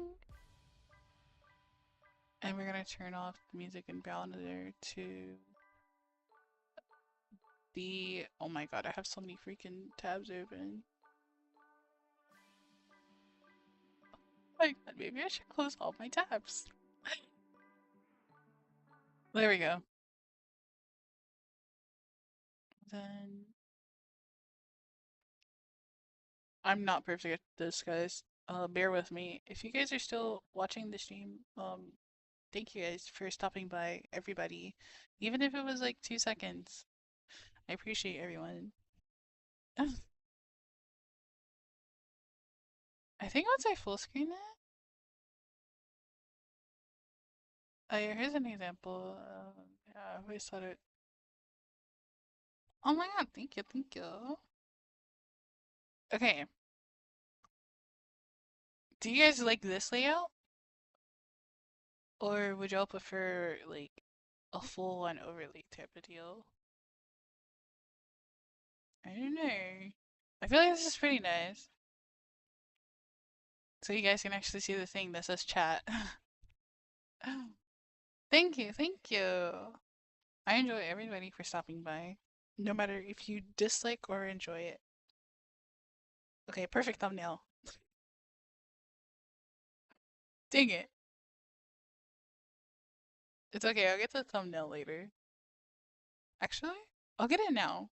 Because if I get it now, at least I don't have to worry about like everything later. So it can be like, heck yeah. Or heck no. Sorry, my brain is literally like, this is the art style I used to literally die for when I was like a kid. I was like, I want to be like them. I want to be like the emos. Proceeds to literally listen to Christabel and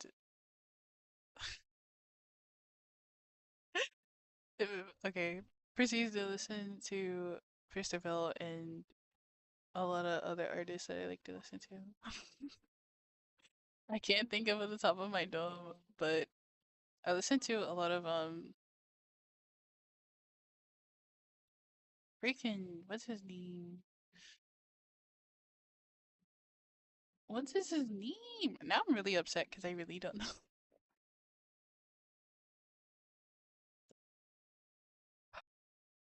I'm gonna like literally Google it.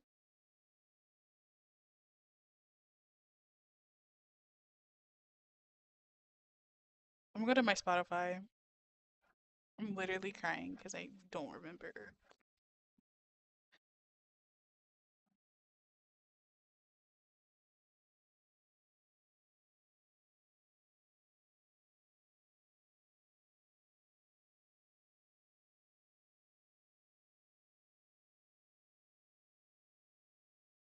Okay, She Wants Revenge. That's what it's called. Okay, She Wants Revenge. It's like if you listen to that, why you don't remember it? Because I literally listen to whatever I want and then it just comes up. She Wants Revenge. I listen to What's a Heart. I low key wanna try to get a What's a Heart. Okay, to literally okay, this is a big step, but when I make my animation, I want to get to the point where What's a Heart um literally is in the intro song or whatever, but obviously gonna pay the rights that he needs and all that. I listen to Barely Human, a lot of scene things too. It's not really emo, it's more like alternative. Deftones, I seen them live. I'm not gonna say my opinion. I don't want it to be counted slander. Lana Del Rey, Aisha, Rarka, the Maries, the Marines. Um, I don't know how to say their name, but it's Mareux. Okay, I love their music. A Wannabe is a good one as well. I don't care what anyone says. This like a Wannabe eats. Okay, um, most of my literal like whatever I listen to might be controversial to some people or whatever. Please don't ruin my enjoyment if I don't know anything currently. If you know something I don't know, please don't go in the comments screaming, "Oh, did you know this artist did this?" Please. Like you don't listen to freaking Blueface or something. I don't know. I'm gonna get canceled saying that. It's not slander, right? Allegedly.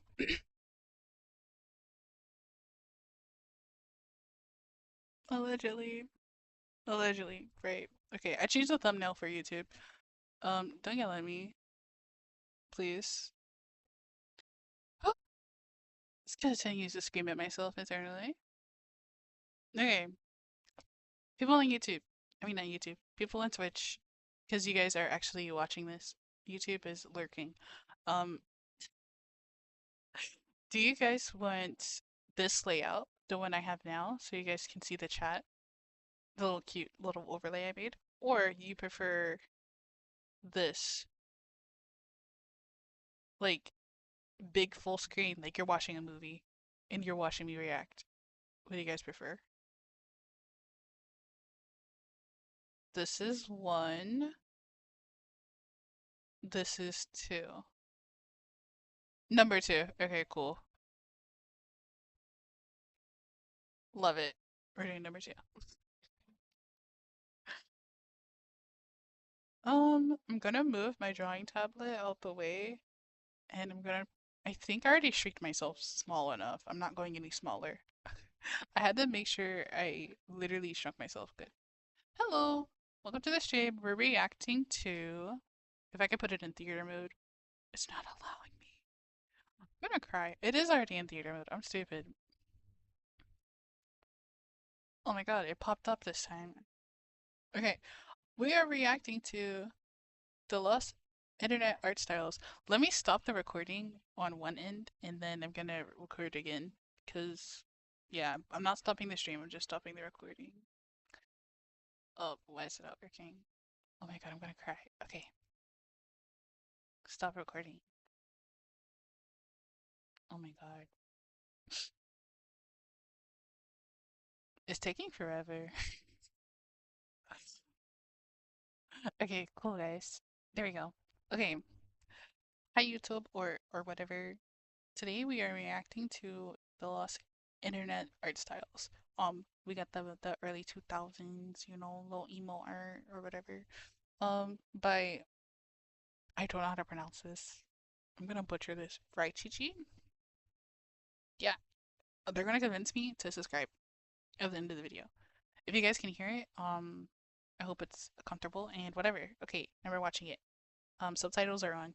Do you remember when artwork on the internet used to look like this? Or this? Or even this? I know I do. So why don't we do a deep dive and analysis of these art styles and where they came from. Before we begin though, make sure to like the video and subscribe. Thank you.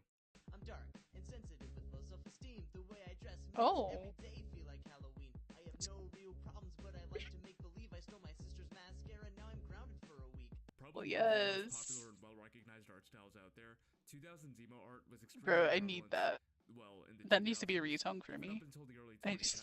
It's been associated with many subcultures and music genres, but most tend to agree that emo is usually the best fitting to describe it. Other similar names would be things like scene, punk rock, Yep. alternative, Exactly. and goth.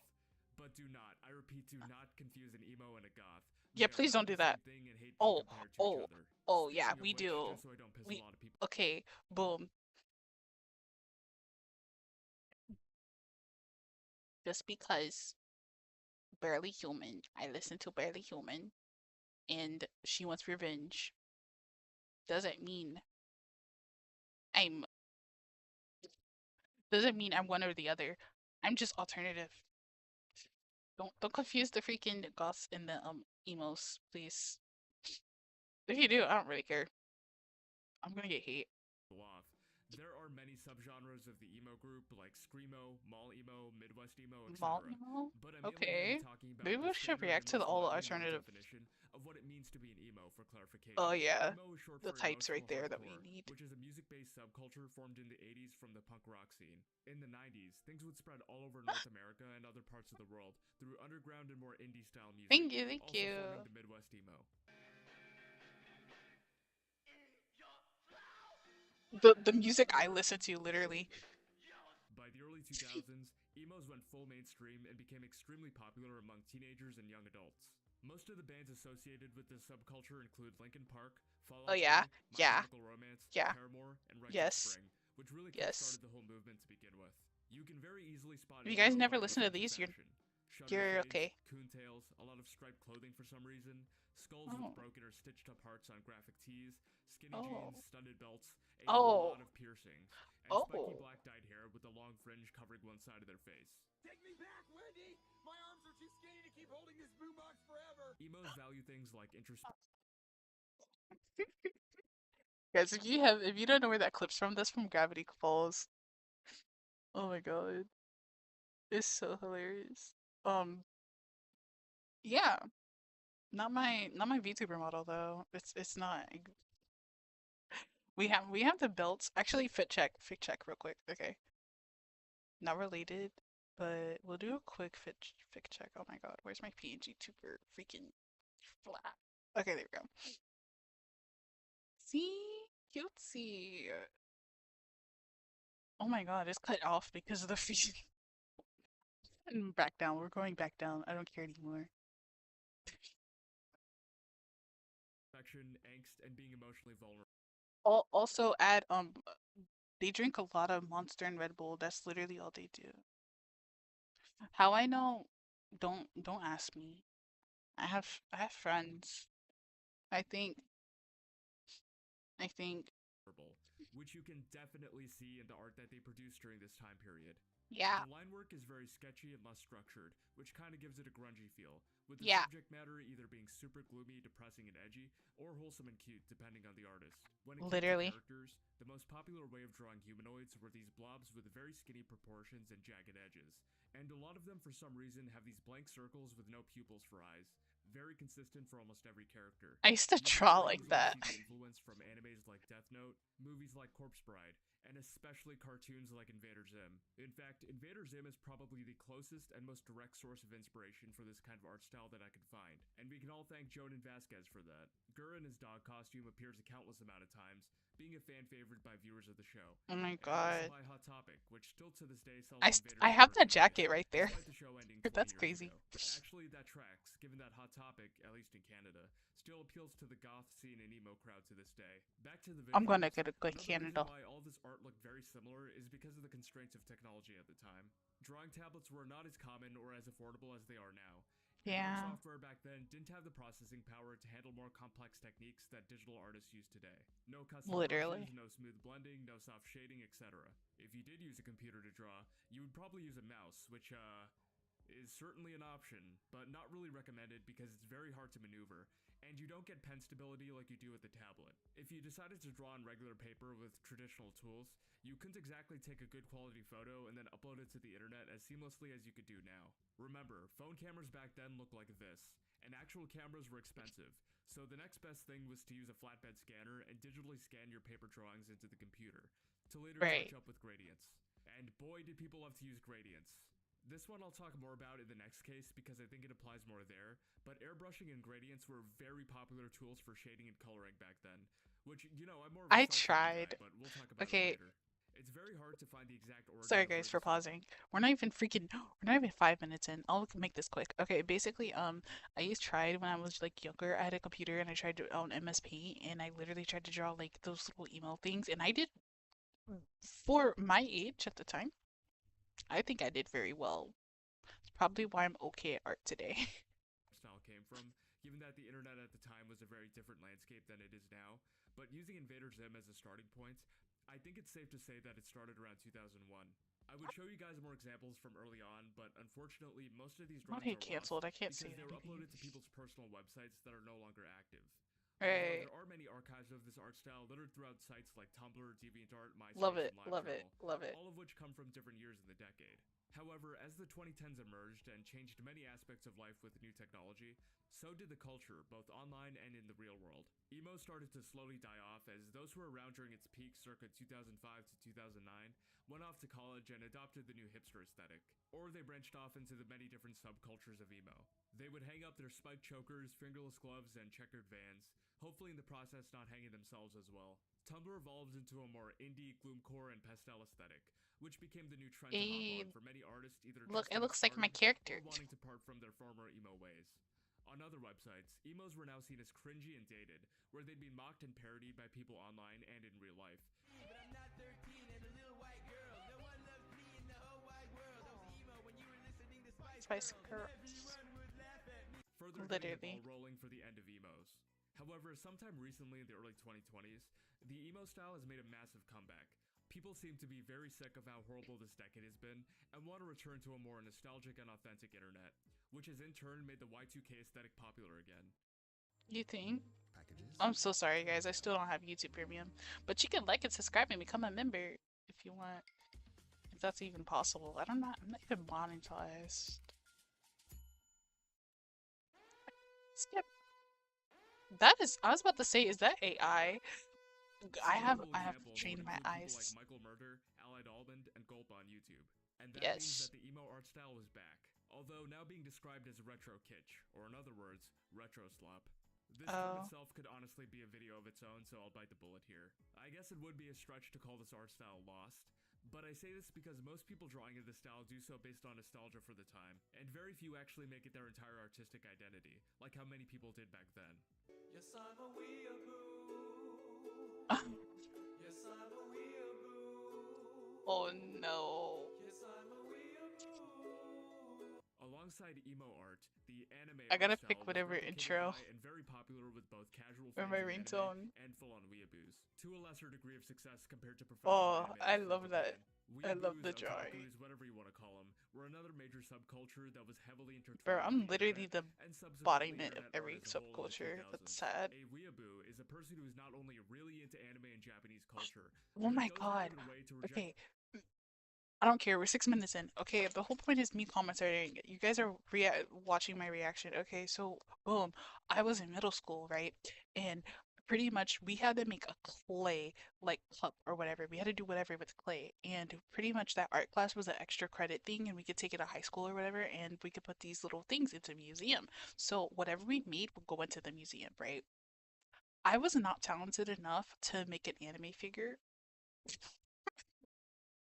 And I decided instead I'm just gonna go ahead and make a mug of like, anime characters I like. Actually, my OC at the time. Um, so I just decided to do that with my friends. Like I put my friends on there as well. And oh my god, it's literally in a museum somewhere. And I don't know what they did with it and if somebody even sold it or anything, but I want to low-key one day go find that art teacher, figure out where those where those mugs are, and literally buy my own art and just show you guys to be like, yeah, my art costs that much, and so therefore, so I can show you guys what I did to my mug, and I literally put weeaboo on it, and my art teacher said, "What does that even mean?" So my friend at the time, she was like, I don't know, oh my god, she was like, that basically means like you like anime. And the teacher was like, what is anime? This is now you see what year I was living in. Yeah. And it was very like hilarious in my opinion. And I liked it. And this is a very iconic moment because me and her were like the top art students or whatever. And then we had this guy, I'm not gonna dox his name, but we're just gonna call him C. And C was like very freaking talented at art. I mean, he was like had to be on Twitter or something. And I thought he was like freaking 13 at the time when I was like probably like 12 or something. I know you're like, that's not bad, but I was like, bro, you're so talented. How do I sketch? Like, how do I make a sketch? He's like, you just do it. And I'm like, what the hell do you mean? Mind you, I was a beginner artist and I wanted my sketch. What I meant was, how do I make a sketch? At the time, I meant, like, how do I make my sketch and art look like yours? Because you're freaking talented. I'm talking about, like, the whole weeaboo situation. Okay, this is completely different to the video. This is my experience. Um, it was an art class or whatever, and he was like completely talented or whatever. And I don't know where he is today, but I just hope he has like 100,000 millions of subscribers or whatever on Twitter or whatever. But he is, bro, he's talented. Shout out to C if you guys remember me. You probably don't. This was in like middle school. We were like babies. But yeah, back to the video. Whatever culture they were born in, to Yeah. cosplay as a Japanese person despite neither being Japanese nor living in Japan. They Oh. talk and obsess about anime in Japan nonstop. They don't use deodorant or shower, usually Oh. don't have jobs, and Huh? really like getting into arguments with strangers online over which underage lolly has the best panties. Oh, Now, to be ew. clear, you can Ooh, like who anime does and that sound Japanese like, culture, guys? and that's Who does that sound like? Yeah, no. completely Ew. fine, as long Somebody as you're probably normal knows about this it and person. don't cross over into the realm of weeaboos. And I'm sure a good majority of people back then who drew anime art did so just out of passion for the art form and because it was Yeah. appealing to them. Never mind, I'm When not you a look at weeaboo. anime artwork Oh being my drawn by god! Western artists, you tend to notice that they don't really look You at guys seen those your name, not your name, but YN as in the slash and the thing, and it says your character, and then the dude be like, "Oh, I got you, baby." accurate to the style they're trying to It'd replicate. be so Quick side funny. note, I understand that anime itself can't really be categorized in and of itself as one style, because there's so Oh my many different god. animes and mangas out there with Have you unique guys styles never of their seen own. any of What I these? am talking You're about, sleeping though, under a are the rock. most common, standard, and widely known early 2000s and 90s animes It's from like I'm all watching my from whole popular shows life. at the time like Short Naruto, span. Bleach, Death Note, Code Geass, etc., etc. Okay, side note over. To go yet. The eyes are very far.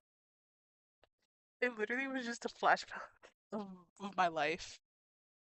That literally is a flash of my life just before I died. Guys, I'm pretty sure half of us was just like, oh yeah, I'm dying now? What? The seven, whatever they call it, like 7 seconds before you die or whatever. You just see that. I'm just like, yeah, I lived a good life. Much of the head. Hair is extremely spiky and angular with not much thought as to how it's placed on the head or how it flows naturally. Oftentimes, pupils are accidentally Oh my drawn in a way to make the god. character look cross-eyed. And there was an odd trend back then where the iris would be made very big compared to the sclera. Sclera. Fuck, I can't say that word. The white part of the eye. The white part of the eye. Yeah. Which looked kind of creepy in my opinion. I didn't find it creepy. I found that pretty. My god, this freaking ads. Like, comment, subscribe, so we don't have to have ads anymore. Especially the head shapes, are also Smiling friends. But most of this can be explained with the same points I made earlier about emo art. They're made by teenagers and Hey, this is actual anime. Neko Sugar Girls. We have to watch that one stream. I got called old for knowing what a VHS. Oh my god, I can't pronounce anything. A VHS tape is. Guys, don't mind my English. I'm probably dyslexic. But yeah, I know what that is. Bro, I get cold for knowing what a CD is. Or a vinyl. Some of you guys don't even know what that is. I feel old. For no reason. young adults who Bro, likely I'm don't not have even access to a old. tablet or good art software. Please tell me So you're they do the joking. best No, they I'm can with not what they joking. have, and I can always Like, bro, respect that. I'm telling you the movements. What? I'm crying. I'm not joking. I wish I was. Bro, like, I was scrolling on TikTok the other day and I was just like, oh, cool, content to look at, watching other creators. And then, boom, dude said, if you know what a. Nah, I'm still literally, what do you mean 20s is old? Like, people are literally saying, oh, if you're born in yada yada yada, and you know what a freaking VH tape is and da da da da da, then you're literally a grandpa. If you don't go sit down somewhere, where's your mother? This is what I'm talking about. Like, what I mean by I have to make my content quote unquote safe because people don't want to make sure that their kids are not watching something they should not be watching. Other than that, YouTube is gonna not like me and I'm probably not gonna get any subscribers. Yeah, okay. I also want to briefly go over the airbrushing and gradient thing that I mentioned in the last section. Airbrushing and gradients Oh my were god. frequently used by beginners for coloring and shading their drawings. Oh yeah, I used to do that a lot. Back in the day. One common trend I noticed back then is that young artists would use the color black and the airbrush tool to shade their characters with no real sense of where the light source is coming from. There would just be an airbrushed outline of black going all around the inner part of the body. Oh my Then god. the gradient tool would be used to blend and smudge the colors together. Not to mention the hair shine, which made everything look like Oh my god, it's hurting my eyes. I'm watching this on my drawing tablet, by the way, guys. I feel like they weren't utilized properly, which is commonly known as pillow shading, as seen on screen here. Light in the middle that slowly dissipates into a dark gray around the edges. Characters and objects end up lacking depth and looking very flat. Sometimes Do I still do that? making it look like it has the texture of cotton candy. Hold on. Depending on the context, though, shading like this. Hold on. I'm gonna open my I'm not gonna show you guys. I'm just gonna open it myself. Do I still do that? Freaking do. Oh my. How am I gonna be a beginner artist for 10 years?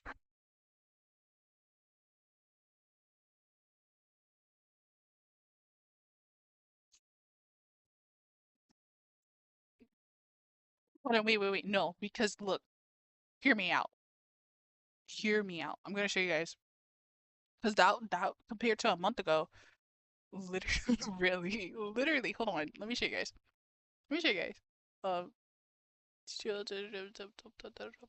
look, I'm still working on this. This is going to be the YouTube, not the YouTube. Well, either a profile picture or a banner of some sort for the Discord, specifically. Because the drawing pin is going to be falling, and I'm grabbing the drawing pin. But pretty much, this is my art now, rendering and all that. I would say compared to, hold on, I'm not going to show you all the stuff I'm working on because I don't want you guys, well, some person randomly out there taking my idea. Compared to literally like a month of change, bangs. I don't know. Compared to a month of change, yeah, yeah, that looks really good. That looks, in my opinion, hear me out, because this is the pillow shading apparently. I'm like, do I still do that? Yeah, apparently I still did. Did. Yeah, compared to a month of change, I think I did very, very well. Nice, yeah. Hold on. And I also have been following tutorials on how to shade like metal, so it kind of looks a little more shinier, and I'm still gonna add a little more highlight just to add that like reflection-ish type of deal.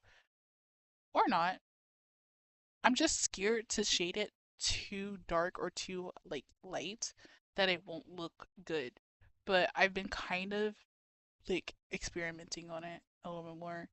Um, yeah. I kind of wanted to make sure the eyes are still colorful, so. Jeez.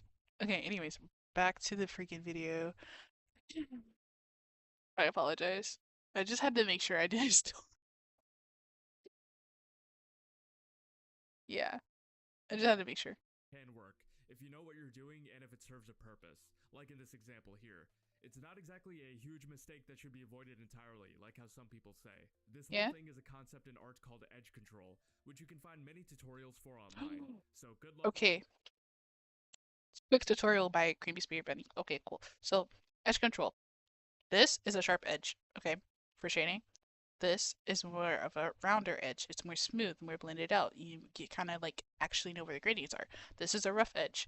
This is usually what I do when I kind of like was also transitioning into the little like smoothest edge or whatever. Usually, it was like a trend not too long ago to literally make a circle and then you render it and then you be like, oh yeah, that's how you shade a circle. It's not that hard. Some people, most people, especially artists that are improving, have more of a textured blend. Okay, hear me out. Texture, I don't care what anyone says. Look at my VTuber model right now. Well, not VTuber, but PNG tuber. See, I had that texture blend. But let me show you guys something. Oh my god, this is a lot of flipping back and forth as an artist. Are we even gonna finish the video? I know, guys. Don't even yell at me. Okay. Boom. But if you see, this is more of a blended, like textured in a way. Like the eyes are a little more smooth, but here, like near the lashes, it's more textured. The skin, though, if you guys look at the skin, it's more smooth. Okay, this is textured. So most artists, if depending on what art style they're going for, it kind of looks like that. But yeah, quick tutorial, I guess. Yeah. I'm not an expert, please. Anyway, great video. This is gonna turn into like 5 minutes. Luck to all you edgers out there. An hour. Yeah, if you couldn't already tell, the specific way people colored and drew anime back then really isn't for me. But I still find them very charming and endearing. No offense to anybody who drew like this or still does draw like this, by the way. I like You the old continue what Miku. makes you happy. Like I said, just my opinion. Another factor is that the anime look is very difficult to accurately recreate, especially by amateurs living in the West who were probably introduced to the style from Toonami and 4Kids, and only have that much information to go off of. The internet back then had its limits, and I there forgot wasn't about any real 4Kids. anime art style education, except by those who were not very good at it, which exponentially made the problem of bad anime art worse. If we're talking patient zero of anime art style education, though, I think How to Draw Manga by Katie Coop in 2002 is the best example of why the internet was flooded with this particular style, which seems reminiscent of popular shows from the 90s like Dragon Ball Z, Pokemon, Sailor Moon, and Speed Racer. In the mid-2000s, this was the book about drawing in the anime style, which was also apparently the most popular anime/manga tutorial out there, in the US and Canada. No offense to Katie, by the way, she seems like a very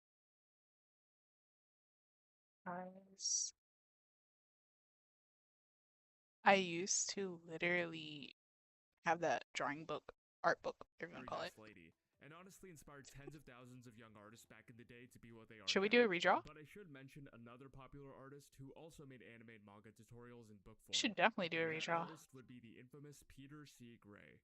And yes, I had to rewrite this section of the video because honestly, I thought this was Ken Penders for years. In fact, many people on the internet mistakenly think that Ken Penders drew this, and it's not hard to understand why once you've seen his artwork. But no, Peter Gray is the illustrator behind characters like Ariel, Blaze, and Serena. I think you can immediately tell by these images that this is not even close to what anime and manga looks like, not even back then. Now, while Katie's book could be seen as a decent attempt at recreating a style unfamiliar with people in the West for the time, Peter's book completely drops the ball and looks like a mockery of the art form. It almost looks like someone described what anime looked like without Peter ever seeing it himself. There's the big eyes and the angular head shapes, but for some reason it's all droopy and wobbly. Everything just looks extremely grotesque and strange. Now, he's by no means a bad artist when it comes to other stuff like realism and animals, but I really think he phoned it in when it came to this book because, oh boy. Eventually, as the internet provided more resources for anime drawing, I used to watch that tutorial. Technology adapted, so did a majority of anime. That's the tutorial I used to use. The 2010s ushered in newer styles of drawing characters in the anime art style as more manga and anime came out, with many tutorials on YouTube and art websites that made the problems of the past a bygone memory of a simpler time. Sure, not all of it was great, but a majority of artwork had improved significantly since then. Weeaboo as a term slowly became less of a real insult and more of a term of endearment, as anime became extremely popular across the globe, compared to the 90s and early 2000s, where you'd be called a loser if you enjoyed it. Switch to TurboTax. I don't know, I was called a weeaboo multiple times. I was insulted when I was younger. Just file with TurboTax and do it yourself by February 28th. Download now. Oh my god, I can't skip anything. I don't watch this stuff. Why am I getting ads about stuff I don't like?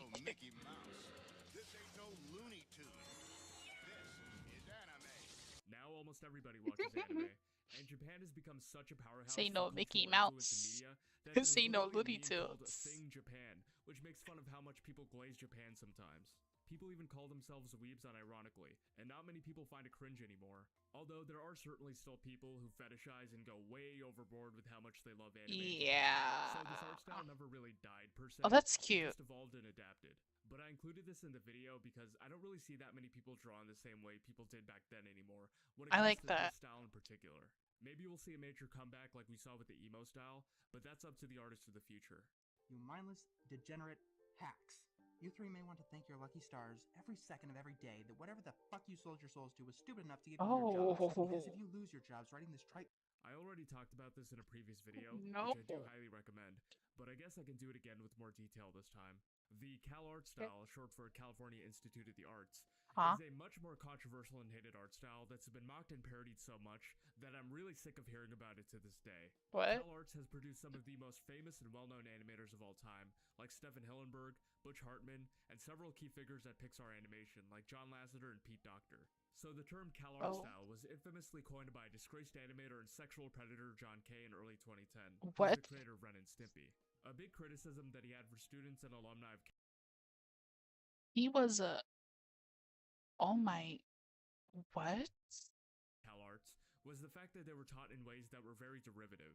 Instead of studying real-life movements, they would instead study the works of other animators and famous animations, which, Okay. in his eyes, never really taught them the fundamentals or skills to make the younger generation's animations good. He'd call the character designs and projects made by these animators as superficial and regurgitations of work by greater Huh. men. Now, on its own, this isn't necessarily a bad criticism. You should definitely be more inspired by real life than other cartoons, but keep in mind, he had these criticisms for animators working on projects like The Iron Giant and The Incredibles, two of the most universally praised and well-animated movies of all time. I have no Literally. idea what he's talking about. It's kind of just the natural cycle of how animation, hell, any medium works. You have the founders and the original projects completely change the game with innovative and mind-blowing techniques and skill. And as time goes on, the younger generation takes aspects Bug's of Life. their work and makes something unique and interesting with what Wally. they've learned and are inspired by. It's especially strange given that he had previously hired Tony Fusile, the guy who did the character designs for Iron Giant that he doesn't like, on his team for Ren and Stimpy. Sorry, I'm getting kind of off topic now. I just hate John K for many reasons. So this is originally what the term CalArt style meant. However, not many people agreed on its definition to be this. Instead, the more popular definition of the CalArt style was to criticize cartoons of the 2010s that all sort of look similar to each other.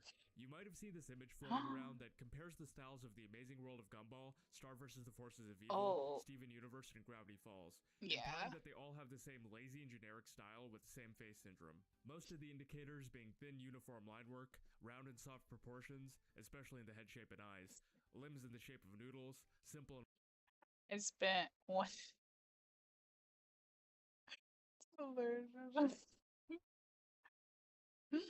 It's crazy. Okay, this is controversial, but this Loki looks like the Loud House. If you guys, whatever. flat colors, no shading, and the dreaded bean mouth that everybody complains about. From around 2010 until 2023, cartoon No critics and slander. animation fans, and I use the term fans here loosely, would constantly complain about how much they disliked this certain style, which was immensely popular in the early to late 2010s.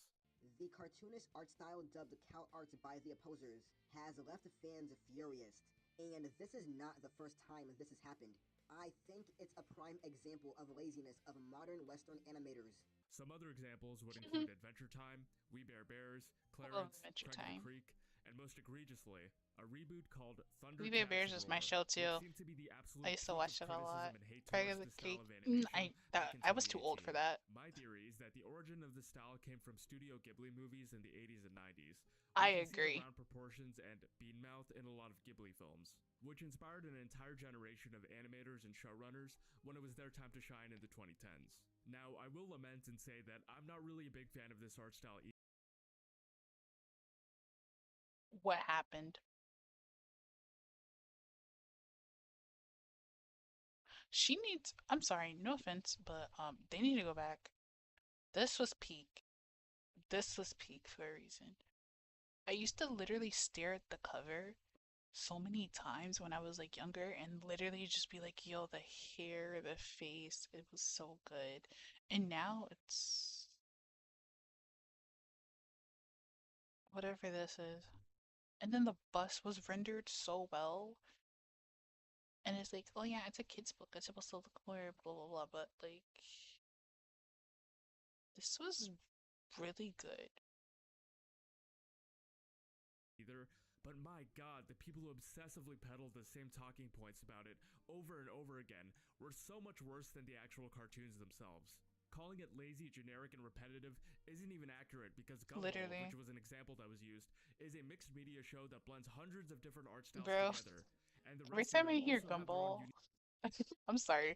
Get mad at me if you want, but remember the time when the voice actor of Gumball and freaking Dream was beefing? Bro, if you were not inside during 2020, you were not inside. If you don't know about that, you were not inside. Like, bro, you were not inside, literally just minding your business as a freaking, I don't know, the kid or whatever. And just watching other creators just doing whatever. And then you just come across that and you're just like, oh, that happened. I remember. Every single time I hear Gumball, I always think of that. I don't care anybody like saying, "Oh yeah, season 2 is good," bro. Every single time, Gumball. Just remember when Beef, like when Gumball and Dream. I'm sorry. I know that might be very controversial, but that's just a funny memory. Stylistic identity. Look at the Hanna-Barbera golden age of the 70s and the toy marketing era of the 80s. Right. Stylistic trends and fads like this happen because big TV networks and executives want a little thing called money. I understand Exactly. not liking a modern trend that seems to be everywhere, but blame the people who go, "Hey, can you make your cartoon look like these other popular ones so we can get more viewership?" Instead of Rebecca Sugar and Alex Hirsch, who just want to make cartoons with their underpaid and overworked Korean animators from overseas. I'm only half joking about that last part, by the way. No hate to them at all. By the early Literally. 2020s, most of the shows listed had ended their run successfully, and the creators would move on to different projects. Given that this was also a new decade, a new generation of talented animators and showrunners will get to show off their stuff both on the internet and on streaming services like Netflix. Now we have shows like Has-Been Hotel, The Amazing Digital Circus, Lackadaisy, which I know is still in production, Arcane, Smiling Friends, Midnight Gospel, etc. And what do they all have in common? Let's be so freaking for real. What do they all have in common? They target towards adults. Kids, I don't care. Don't say anything to me. I don't want to hear anything. You can click off this video right now. But they all target towards adults. You want to know why? Because those quote unquote adults literally are still kids. They don't want to grow up. They don't want to go out there and pay taxes. They can't freaking afford freaking food for themselves, and they surely can't afford a house. They're probably still living with their parents and or a roommate. You never know. But like, come on, it's colorful, and that's the thing. The reason why these do so well, like these like animations that are like colorful and whatever, is because younger audiences that grew up watching this stuff was like intrigued, right? They had the same art style over and over again. We want variety, and as an adult, we actually see like, oh yeah, this happened, that happened, and we want more, like details, more different things. We don't want the same copy and paste thing, like you know what I mean? But yeah, that's what and you kids, you guys have Coco Melon, so don't complain to me. Go have your mom watch your YouTube account and monitor it, please. Which all Anyway, have their own unique styles that but I'm aren't being safe defined on my by hand trying to too. be whichever one is the most popular by investors and executives. Honestly, I don't really see that many people drawing the Cal art style anymore, unless it's being used as a parody or to mock something, with some examples here. I think that when it comes to TV animation at least, the style is probably no longer profitable, and I'm very excited to see the more unique and interesting art styles in the later half of the 2020s as well. Unfortunately, the CalArt style discourse has just adapted into going after modern Pixar movies like Yeah, Turning Red, it's just Soul, for and Luca, kids, where people pretty yet again much. complain about the beat mouth. Although, according to the director of Turning Red named Domei Shi, her inspiration stemmed more from Studio Ghibli films, which I mentioned earlier. And another important Okay, aspect is that oftentimes these productions overlap with each other, and the creative literally. teams swap ideas mid-production, which sometimes makes two movies look kinda similar. Overall, the style seemed more like a byproduct of the 2010s obsession with simplified, chewable, and clean visuals that would appeal to a wider audience. And I'm not sure of how many people on the internet want to The unironically content be draw like like this as kid their main art stuff. style. However, I will say that this art style did morph into another one, which I'll talk about later. Imagine being able to build an app with your name on it, just by thinking Can I about skip it. this one? Meet Base 44. No, I can skip A it. complete Thank God. How much you want to guess this is 90s? Oh, never mind. I look at you like this. 8 down. It's Tumblr time! Raise my hands. Who is on Tumblr? I was too young at the time to have an account, but I never really knew what it was. Okay, I knew that it had like the swag and all of that stuff. I used to wanted to be them, but like for what? Just like in general, Tumblr, like just for literally existing. I created an account when I was younger, but I never posted on there. It was weird. I don't know. DeviantArt was one that I did have though. Let's fangirl. Harry Potter and the crazy ass rock. Harry Potter! Oh my god, wait. I know I'm pausing too much. Okay. Let me show you guys what the Tumblr freaking art style was.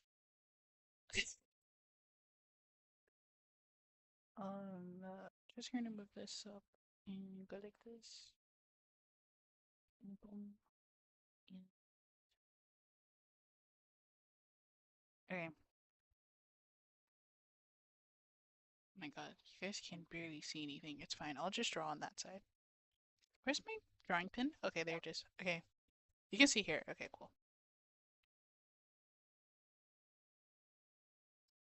Circle. This is a quick sketch, guys. Line art was like this, right? It was like that, right? And then the line art had to be black. It had to be, because if it wasn't good enough. And then okay, and the arms were kind of I can't do it with just like I gotta sketch it, okay? Okay.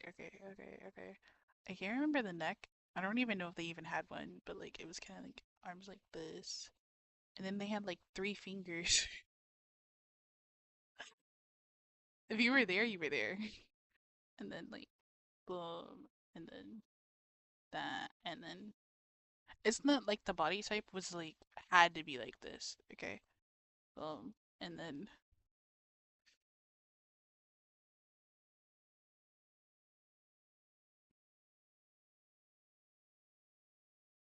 then it like have a nice like dress. I think for the girls, the dresses were like okay, boom, and boom, and then I'm definitely gonna speed this up. And then they hear the little okay, it looked just like that, and then it was like a okay, no, the smile was no, that's the other style, and oh my god, it's not working. Kind of why I do my faces. Okay, that, and then the lashes.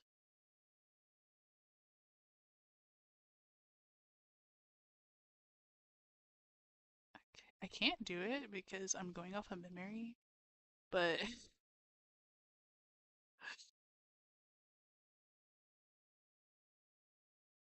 okay, I used to look like that.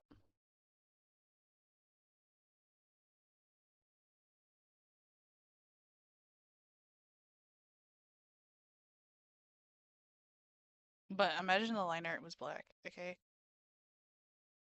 Boom.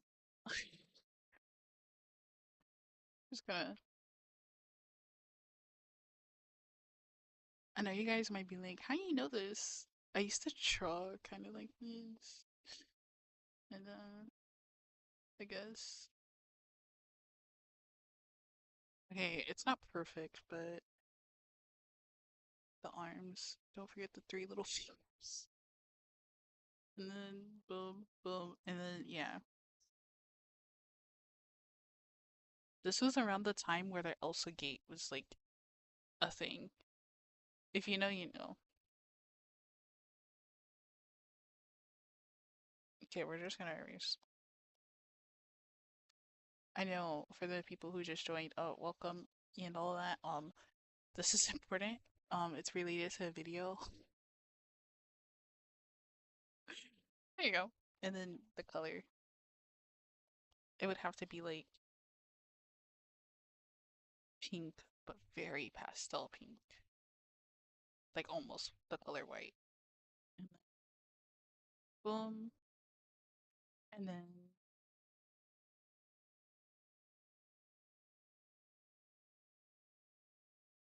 boom. Okay, ignore the this.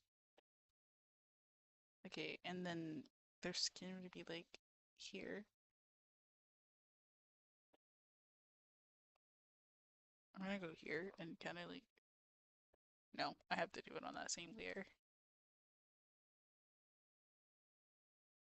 Okay, and then boom, boom. It's so bad. I'm just gonna zoom in.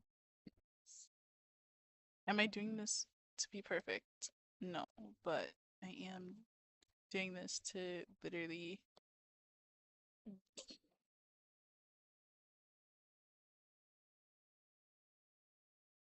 I'm literally laughing because I can't right now. I can't take myself seriously. I'm a professional artist, I swear. I drew my own PNG super, guys. Come on. And then not even gonna look like it. I highly doubt it's gonna look like that. We're just gonna go like that. And then and it's a circle, and then the eyes is like that, and then boom. Yeah.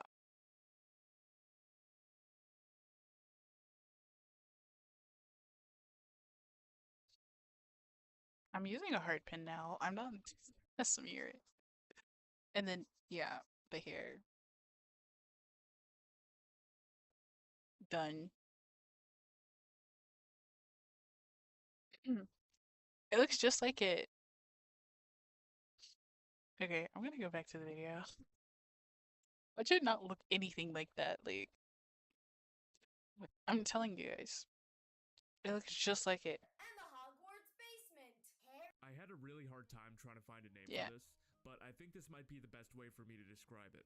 The Tumblr soft pastel art style is a bit of a mix of different subcultures and similar looking styles. I used to draw like that it were all though. trendy and popular in the early to mid 2010s. That and the emo Specifically on one. places like Tumblr, hence the I tried to name. mix them It two, combines but it elements of didn't work. pastel goth, creepy cute, chibi, and cozy alternative into one general aesthetic that dominated during the website's peak back then. Pastel goth, which is probably the most well-known and popular one, See originated guys, in the late 2000s what I and was early trying to draw. 2010s during a huge alternative fashion movement Wait. happening to both online culture.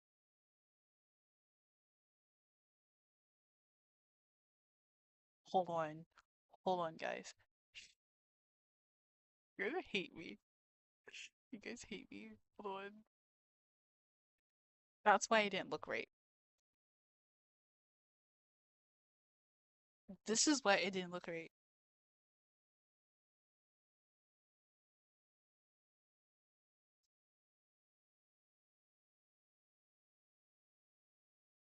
I'm an artist, guys. Don't. Okay, I'm gonna have to redo it. I'm sorry. I literally made myself upset. I don't like it.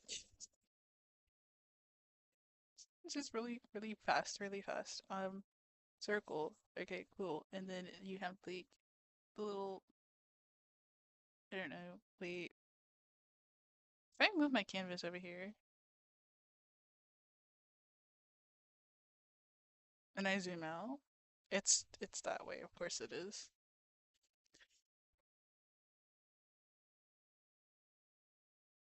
You guys are like, you're wasting time. Your video is not gonna be even good. Okay, hear me out. This is how it used to be.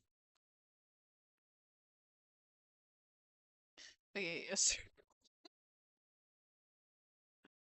circle.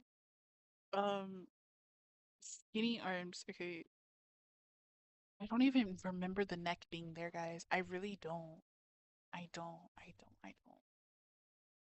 But it was like this, and then like this is how they used to draw it. Okay, and then down, and then um um um. Okay, boom, and then the little leggings, like really tiny, and then boom. It has to be skinnier than that. It was like way skinnier legs, like that, and then boom. Okay, and then boom, and then boom.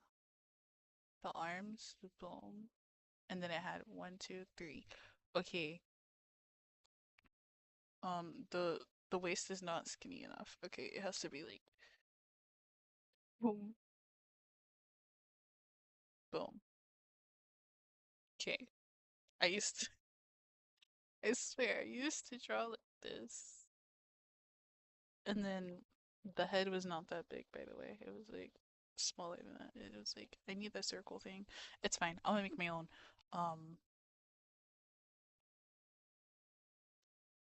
This. Okay, it used to be like that. And it looks so bad. I'm about to give up. And then the eyes. It was like this. And then it was like that type of smile going on. Okay, the eyes were this, and then oh, that's what it was. I forgot all about that. Okay, and then the necklace will be like this, and then it goes down, and then it goes all the way like there. I'm gonna turn that off. I'm gonna do that. And they used to hide like their arm behind here, like this. They had like noodle arms, and it was like that, and it was holding like that for some reason. And then the hair, because they were like emo, but like they didn't want to admit it. Okay, they were like something. They just didn't want to admit it. Okay, and they would have like the sketch type of art, and then yeah, their hair would be like that.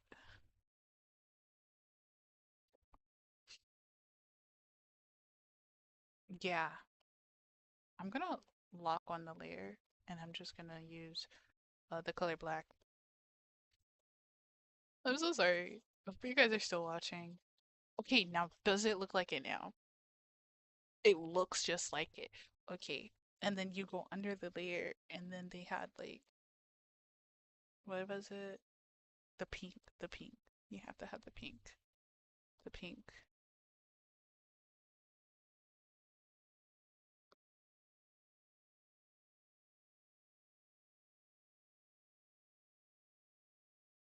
I'm gonna erase that.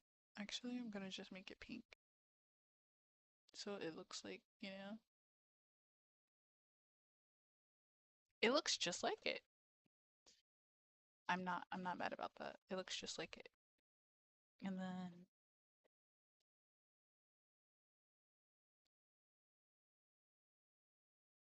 no offense to anybody who is like this or draws like that.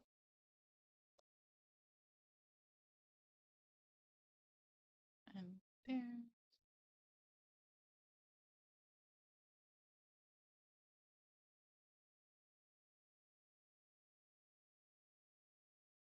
And then purple.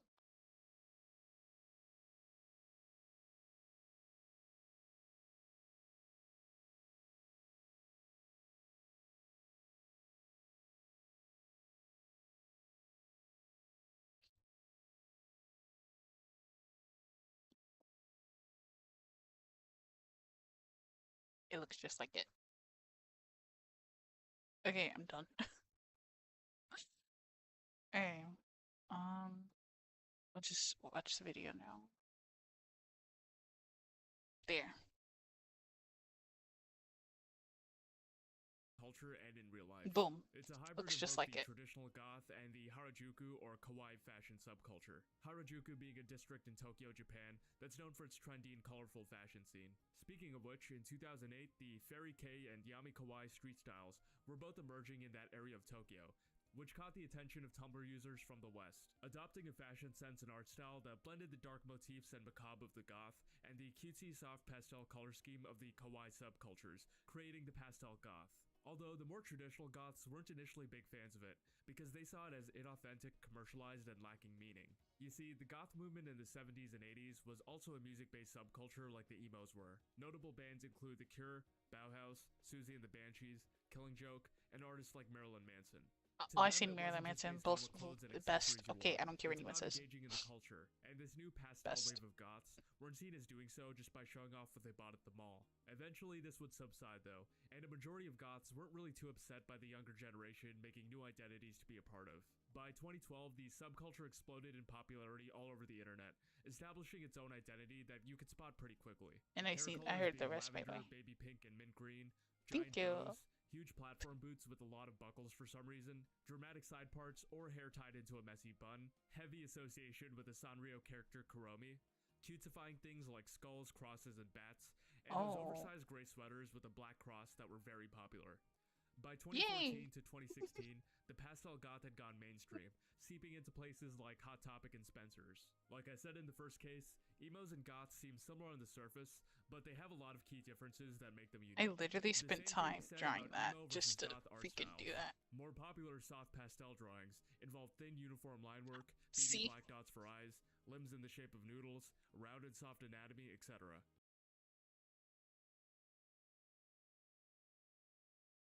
Sorry, I literally tried using my drawing pen for that.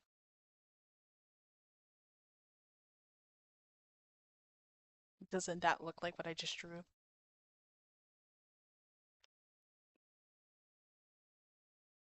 Yeah. Was right. In the shape of noodles, rounded soft anatomy, etc. There was also a big emphasis on cuteness and making every character a heckin' precious small being that must be protected at all costs. You can see this in the chibi and anime-inspired drawings as well. Sometimes they can even go without lines too, like in this drawing that got turned into a meme. You know, the one with the young witch looking for a neighbor's cat in the Alps, and also this meme about which girl you are.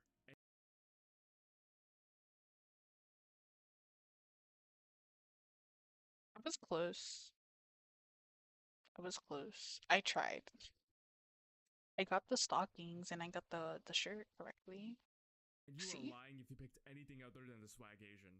There's also a very heavy witch, occult, Victorian, and vampire theme with a lot of these drawings, stemming mostly from the what I'm trying to do to my character, make it look really cute. It's not eating. The colors are obviously pastel based, which are much more soft and delicate versions of normal colors. But my question is, the young witch looking how do they get that like you know, the Walt's black? Victorian and vampire theme. Did they just use black? With a lot of these drawings. Because I just use a dark purple. From the goth side of the style. Maybe I should just use a black. Pastel based, which are much more soft and delicate versions of normal colors that might be too vibrant and loud for the context of the artwork. And given this got popular in the 2010s, there was a huge influence from cartoons like Adventure Time and the webcomic Homestuck, which you can definitely tell had a chokehold on early 2010s Tumblr. More things that appeared in drawings during this time were galaxy and space-themed colors, cats including Neon Cat and Pusheen, MacBooks for some reason, fake mustaches, flower crowns, rainbows but not necessarily in a gay way, the character Domo, etc. One of the prime examples of a person stuff I literally still to this day live by. That's crazy. Lavender Town. I love Lavender Town. When it comes to what I described for this art style and era on the internet. Some more examples would be people like Echo Gillette and Only Lay. I'll be honest, this art style is kind of broad, but it's the stuff I literally used to watch and still watch.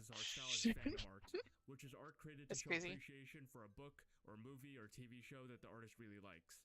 Or shipping. A lot of shipping. Yeah, a lot of shipping. On Tumblr back then, it was Doctor Who, Sherlock, Supernatural, or the combination of all three called Super Wholock.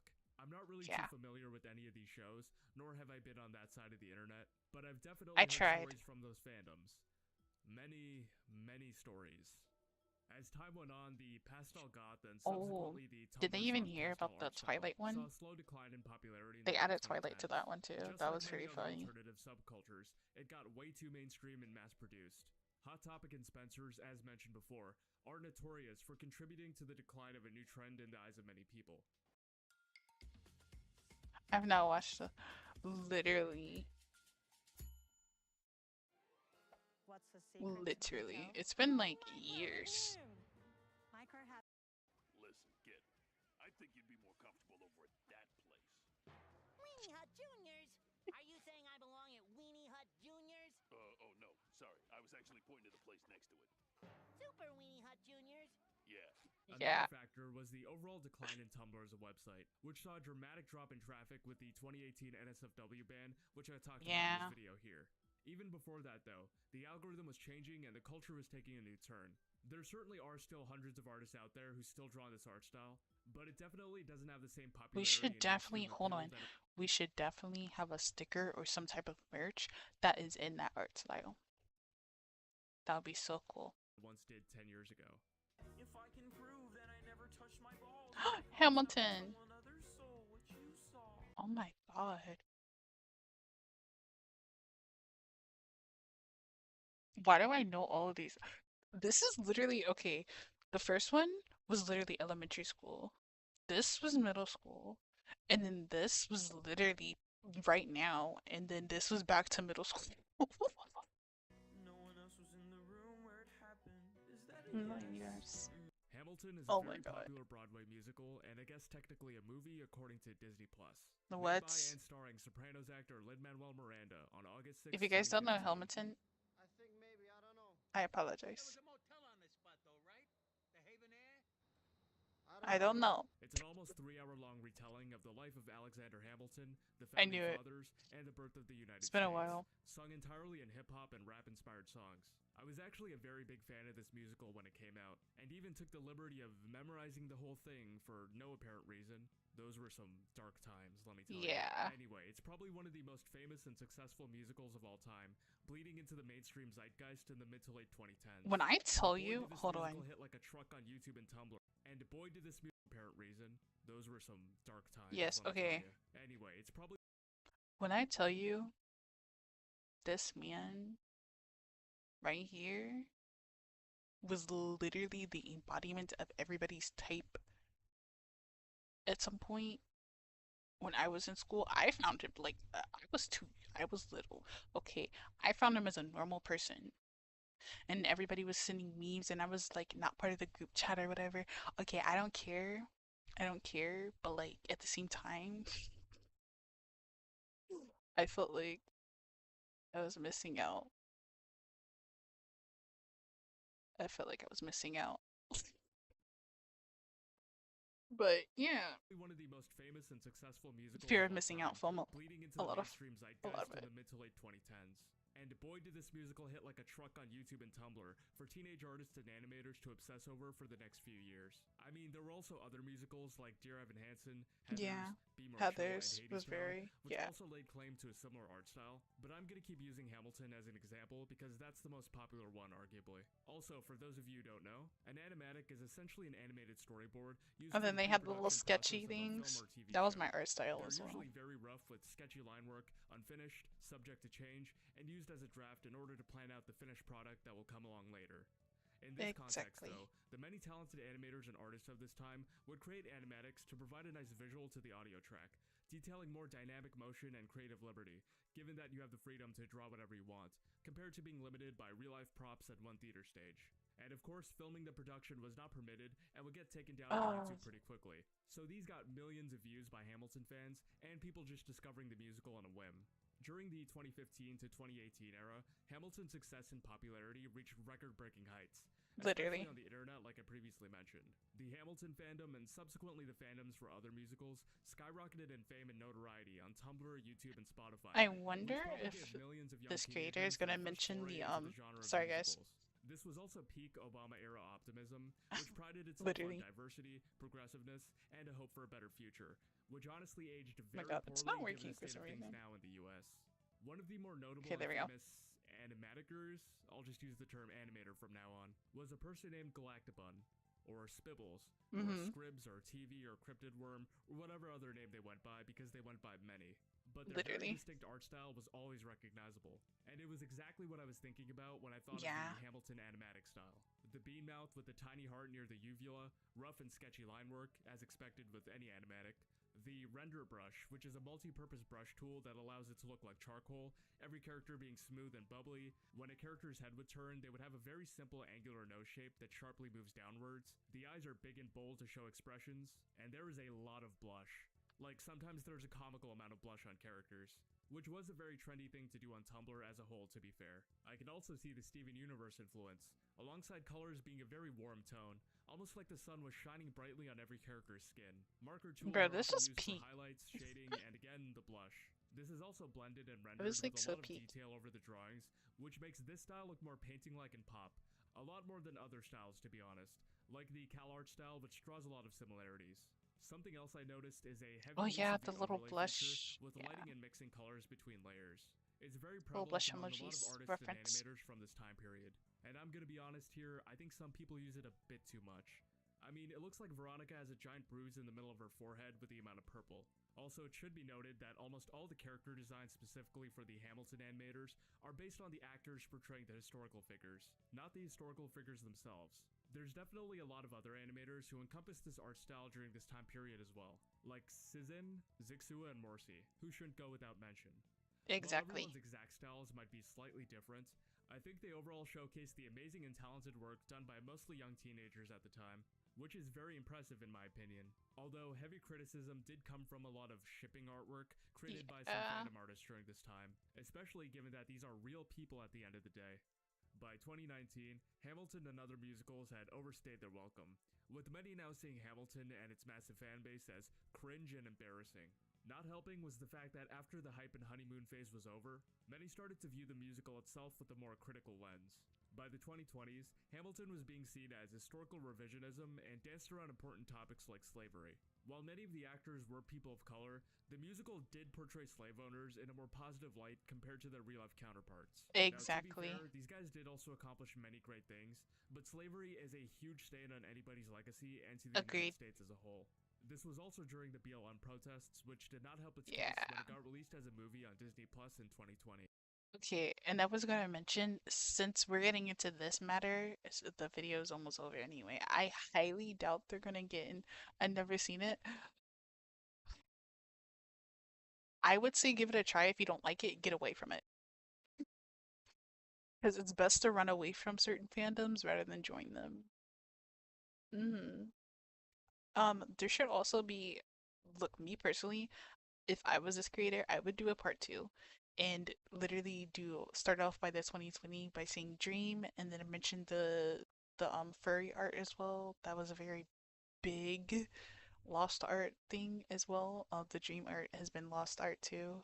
If you guys remember, if you don't know, um oh no. It was like kind of like they had like big circle freaking, oh my god. I'm just gonna draw it. I'm just gonna draw it. I'm an artist. What's the point? I gotta make money somehow. I'm an artist. I'm an artist. Okay, on another slide. Okay, see how that was accurate? Okay. Okay, we're just gonna go back to this one. It actually helps a lot. Okay.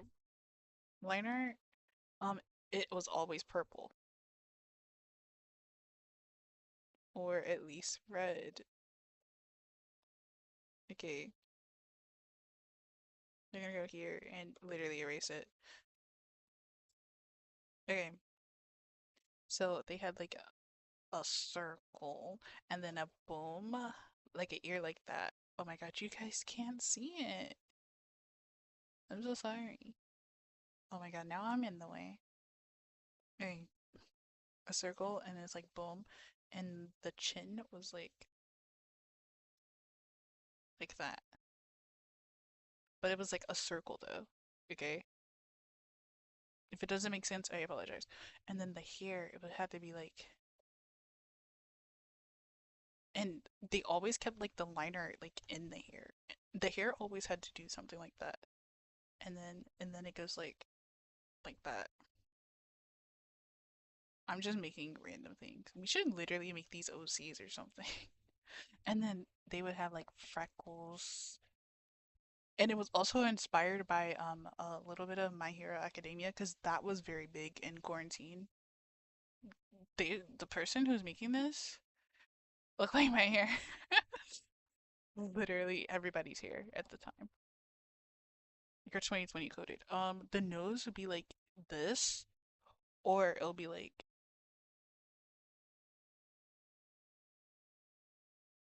oh shoot, I can't remember. Oh wait, I do remember. But like, boom, or something like that. Okay, I think it was like that. But for now, we're just gonna do it like this, okay? And then the eyes, they would be like, no, no, no, no. We have to do that. so it was also kind of like a little bit inspired of 20 something, 2016 a little bit for the eyes. And because yeah, this time you get actual like pupils, and then you kind of go like that, and then if it's a girl, it'll be like this, okay? And then the freaking okay, okay, low key, it looks just like it. And then the eyebrows would be like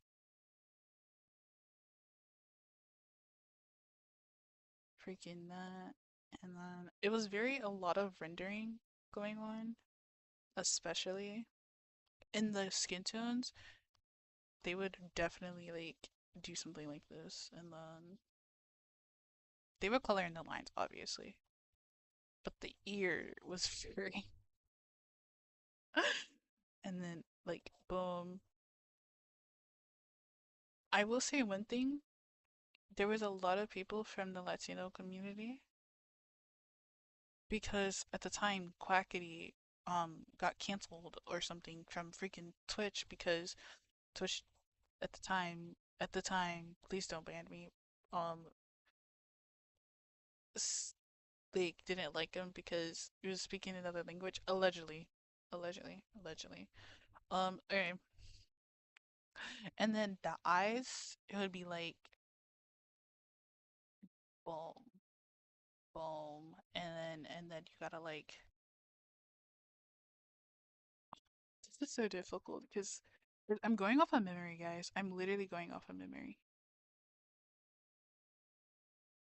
And it was like that, and then it used to be like this is. I should definitely put like little things. Okay, hold on. This is 2010. I'm gonna call that 2010. Over here, if you guys see, I put 2010, and this is 2020. This is the art style back then, and versus now. And then the hair, it used to be more muted, so more reds, more browns, but like highlights was like the biggest thing because if you didn't have any highlights, you're not cool and whatever at the time, okay? We're just gonna make it easier, okay? We're gonna do it like that.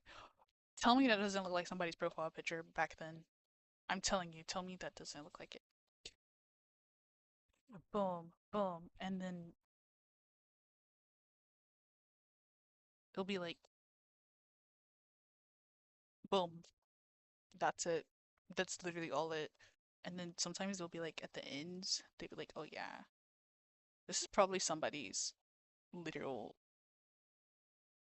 whatever. But yeah, to be like, oh yeah, I'm so cool because yeah, whatever. And then um okay, wait, hold on. What did they also used to have? Freaking okay, square. Okay, hear me out. Square. Freak. I'm gonna walk on the layer, and then I'm going to do rainbow. Because everybody apparently was allegedly all part of the community. Guys, I don't know how rainbow goes. I'm just gonna do it like that. Controversial take, but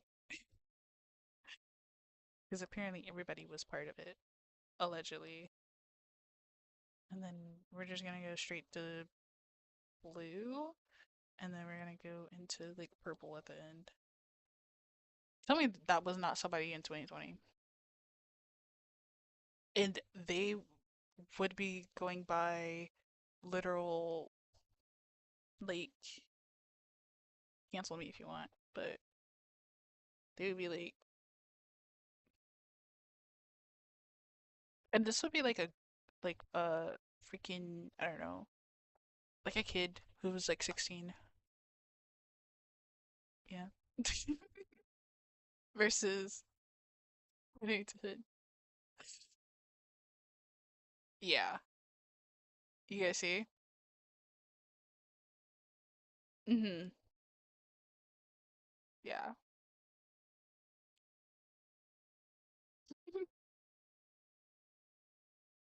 Yeah. I think you guys get it. there should be, like I said, there should be a part two. What was very important? 2014. Okay, this wasn't on the video. I know we didn't finish the video just to go see it, but the video, you could tell it's almost over with anyway. Literally. Um, um, um, um, um, what color line art did they use? What color line art did they use? Oh, oh, I know. It was a dark blue. It was not purple yet. It was dark blue. And then, because they would say it'll make the, what's it called, it pop. Okay, I literally be one, so, okay, don't judge me. I was like 10, okay? I think I was 10. I don't know. But younger than that, maybe. I don't know. And then, and then, and then, and then, yeah, it has to go like that. And boom. And they would be like a fox. Actually, better. They would be like that, and then they would have like horns. No, not this time. They wouldn't have horns this time. They would have I don't know, but and then big. I'm talking big enemy eyes. Boom, boom, and then boom, boom. No lashes, just if you were a girl, you had these. If you were a guy, you wouldn't have those. And then it was heavily inspired on whatever. And then you'd just be like,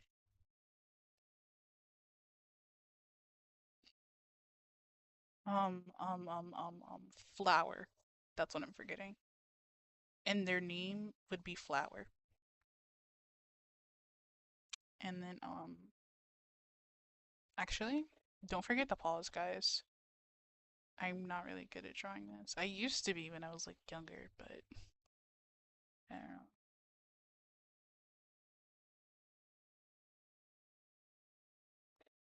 Like, no shame to any of these, by the way, like, people at all.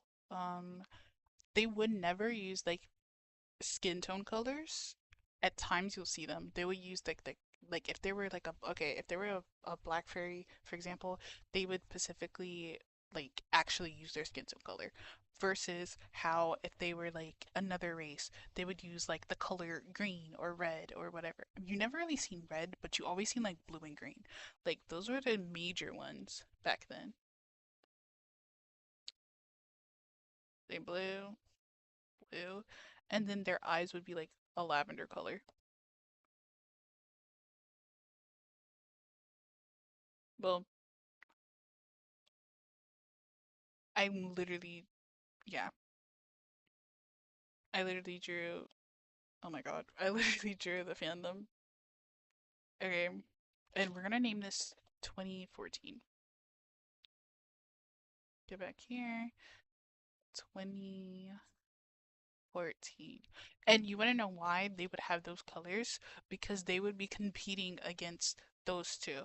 Like those two would be competing against each other because of I'll move that over for you guys because they compete against each other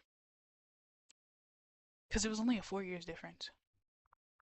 Now in 2024, for the change, I don't know. I guess everybody just kind of fell off and the jelly art style. That was in 2022, 2020 something. But yeah. Yeah. Okay. Um, we're gonna go back to the video and probably watch something else because something probably not art related, so you guys don't literally have me pausing in the middle of the freaking art thing. But yeah, yeah. Honestly, though, this is just a musical at the end of the day, and it seemed to be more about rising to the top through hard work and determination, while not trying to be as historically accurate as possible like a documentary. Literally. I do understand the criticisms, though, and how many people had very skewed perceptions of what these guys were actually like. Again, I don't think it was Lin-Manuel Miranda's intention to glorify these things. I think it was more so just being inspired by an immigrant story and how he helped found a whole country. I do have a lot of bias, though, because god damn do these songs still slap. I mean, going back and hearing them again made me go, you know what? I don't care. This musical is still really good despite the flaws. Anyway, as the years went by, That's like, okay, let me not. Hamilton would slowly fade from the collective consciousness. I don't want to say and its that. fans I'm would not be going to slowly say that. dwindling. No, While the production definitely not. itself is still going strong to this That's day, like glorifying the cultural relevance it once had is the fading. kidnapping era. Galactabun now goes by Aquarium on YouTube, and has since left the fandom because 1. People harassed other artists and Literally. animators who had a similar style to them, and 2. People harassed Aquarium themselves for... Actually, it's not very clear why. Either way, don't fucking harass people, please. Hello. Aquarium's art has Kitty improved cat. significantly since Okay, 2016, walk away. and it's good to know they're still around making stuff. Oh, And it seems yeah. like Sizzin, Zixua, and Morsi have also moved on from Hamilton and animate whatever they feel like. Also improving a lot Exactly. since then. The art style itself is still kind of around, although it's mostly just a starting point for most teenagers beginning their journey as an artist. Over time, Yeah, they're it really finding their own is. way and making up their Was. own unique style, which is always good to see. And that is I the end of never today's personally video. really Thank you drew so in much that for art watching style. and sticking around till the end. I don't really have much to say besides humbly asking that you hit a like, subscribe, and comment. If you want me to talk about more lost art styles in the future, then feel free to let me know. They don't even have to be related to the internet either, like the Global Coffee House art style, which is 100% getting a mention if I make a sequel. Besides that, thank you. Make a and have good sequel night, and everybody. mention 2014. Oh, you're deathly allergic? I'm not gonna lie, this guy really did eat that up. I want to subscribe me. Okay, there we go, guys. That will be it for that video section. But I'm not ending the stream, guys. We're gonna watch something else and go from there. Because yeah, because why not? Why not?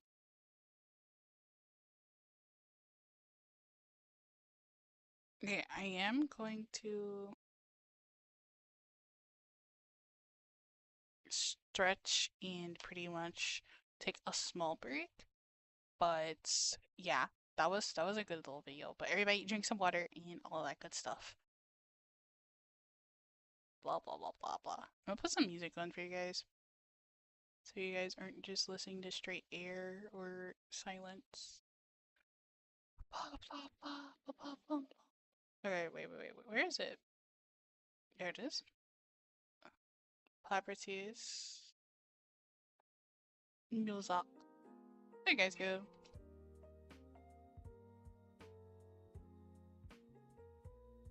Yeah, I'm gonna take a small little break and stretch and do all of that good stuff. If you guys need a break, take a break, drink whatever you need to drink. But yeah.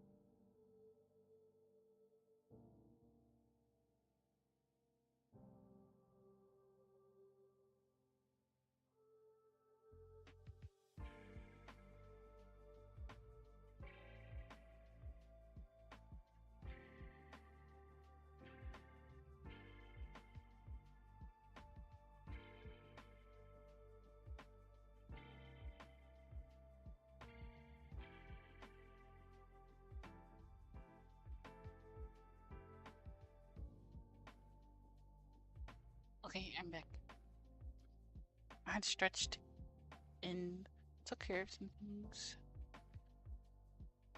Okay, I don't know what we're gonna watch. I'm literally just, this is random search. What do we want to watch, guys? Oh my god, oh my god. I also drank my water. Make sure you guys drink something. It's not loading for some reason, so I'm just gonna restart it. What are we gonna watch? I don't know. Hold on, let me find something for us to watch, and then I will continue this. Okay.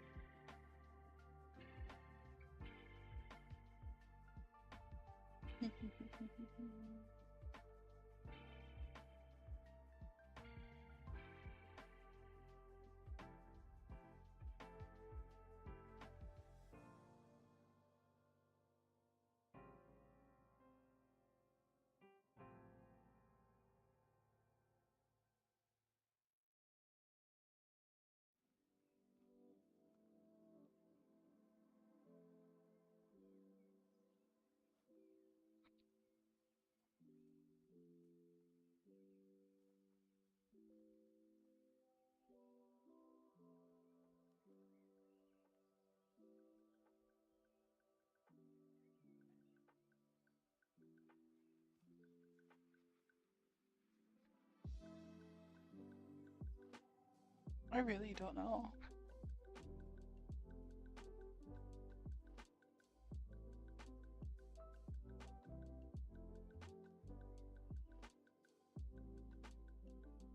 I had one idea, but then I forgot.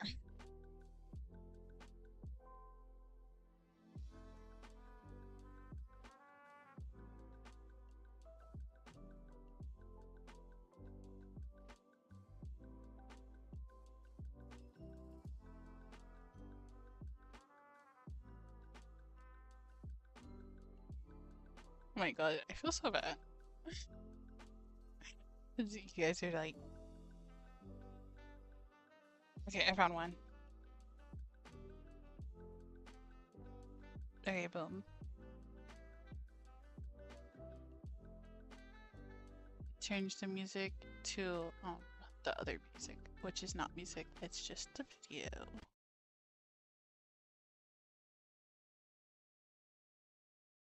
Boom. Where is my music button? There we go. Turn that off. And there you guys go. Okay. Today we are watching what is it called? Staying Up versus Sleeping. Which is worse? By LifeNug. Nuggin? Login? Yeah. Hey there. Welcome to Life Noggin.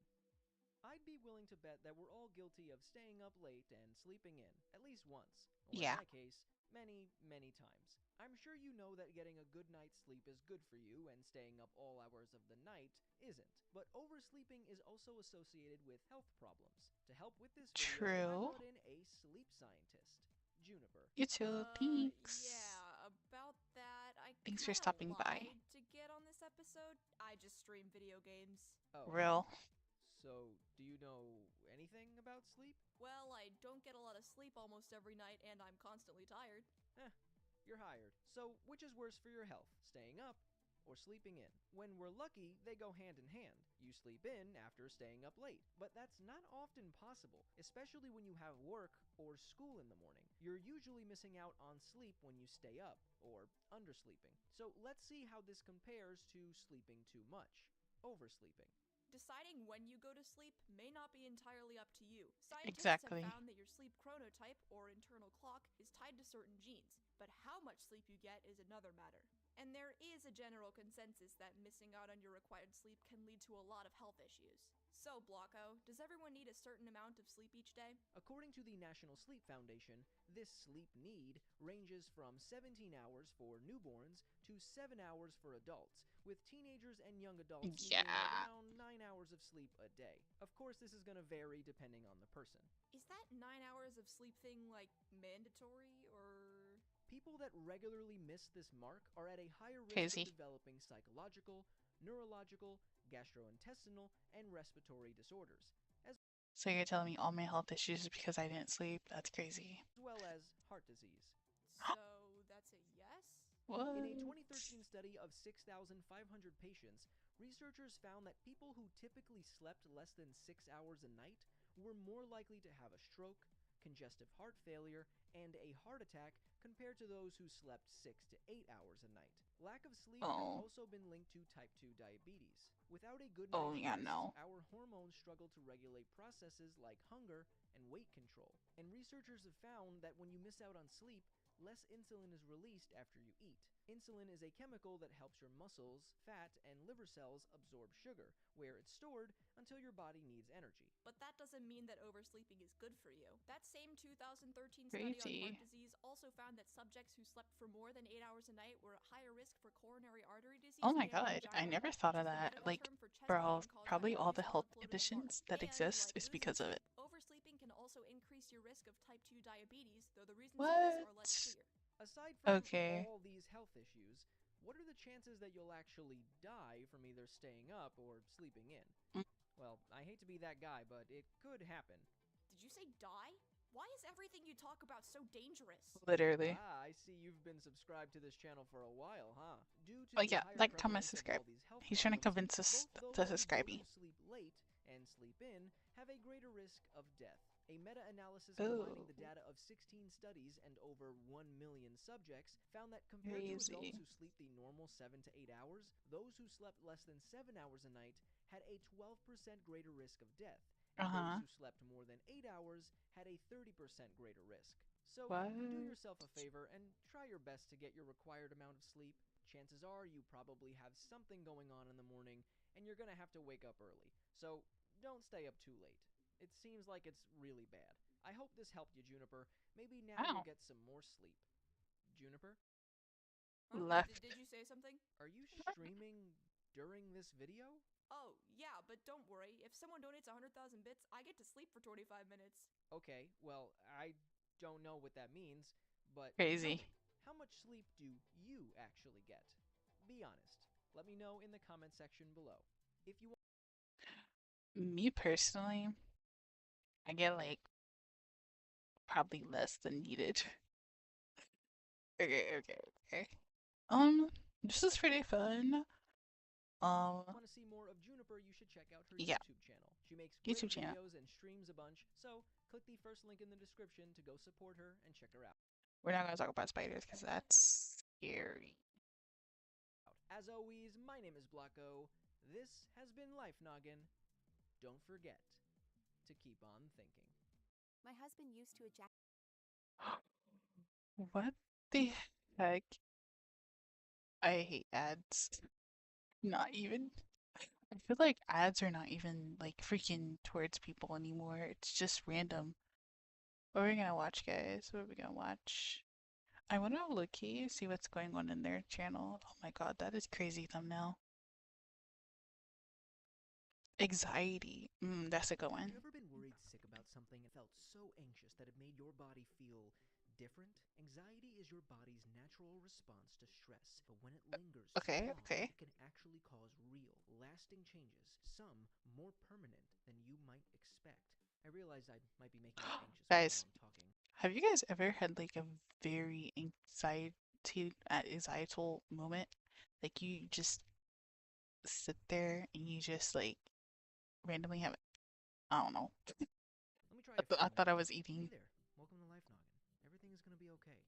Now, where were we? Anxiety is more than just a feeling. It releases stress hormones like cortisol and adrenaline, which trigger stress responses, increasing alertness, heart rate, muscle tension, dizziness, nausea, cold hands and feet, and rapid breathing, sometimes leading to hyperventilation. But long-term chronic anxiety can have an even higher toll. It can weaken the immune system, making illness more likely and recovery slower. Constant muscle tension can lead to chronic pain, migraines, and even changes in posture that put strain on the spine and joints.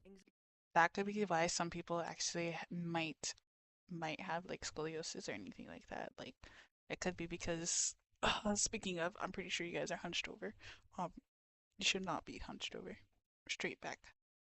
Anxiety's impact on digestion can cause irritable bowel syndrome or worsen acid reflux, leading to persistent stomach discomfort. High stress levels don't just cause breakouts, they can also I literally I have that.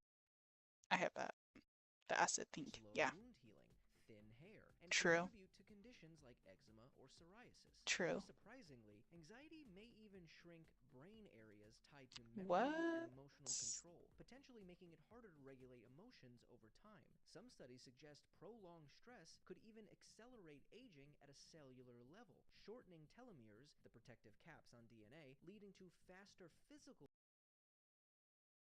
That explains a lot because when you're like young and you have like those crazy moments and you weren't like watched when you were like, I don't know, 5. Yeah, that's why anxiety exists. Aging and increased risk of age-related diseases. So if you needed a sign to get your anxiety in check, that might be it. The good news, anxiety can be managed. Exercise helps regulate stress hormones, while deep breathing and mindfulness calm the nervous system. A healthy diet and good sleep can also improve things. I know those are things I do. But it really does work. Also, I'm not a doctor, so please contact a medical professional who literally can offer you support and give you valuable coping tools. Exactly. But understanding its causes and how to address it over time can help us take control and live happier, healthier lives. You didn't get this Yeah. Healthy lives. way overnight. So don't get discouraged if it takes a while to build better habits. It's like people get really like anxiety driven, anxious driven over like certain small things as well. Oh, hello, welcome to the stream. I don't know why it didn't freaking work. Whatever the thing was. Pretty much. Some people also have like strong anxiety from literally just, I don't know, thinking about their future. And it's like at sometimes you just gotta calm down. That's crazy. So how often do you feel anxious? And what kind It's of easier things said than make done. you feel that way? Let's talk about it in the comment section below. We'll be there for each other. Want to watch even more Life Noggin? Click click here to watch this video, or here to watch this video YouTube thinks you'll like. As always, my name is Blocko. This has been Life Noggin. Don't forget to keep on thinking. Okay, boom. I guess we'll react to something a little longer. Hold on. What are we gonna watch? What are we gonna watch?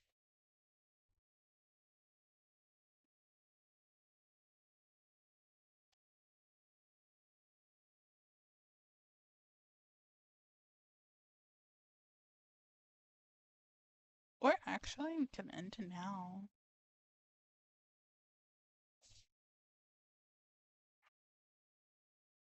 Oh, we should watch Visual Adventures.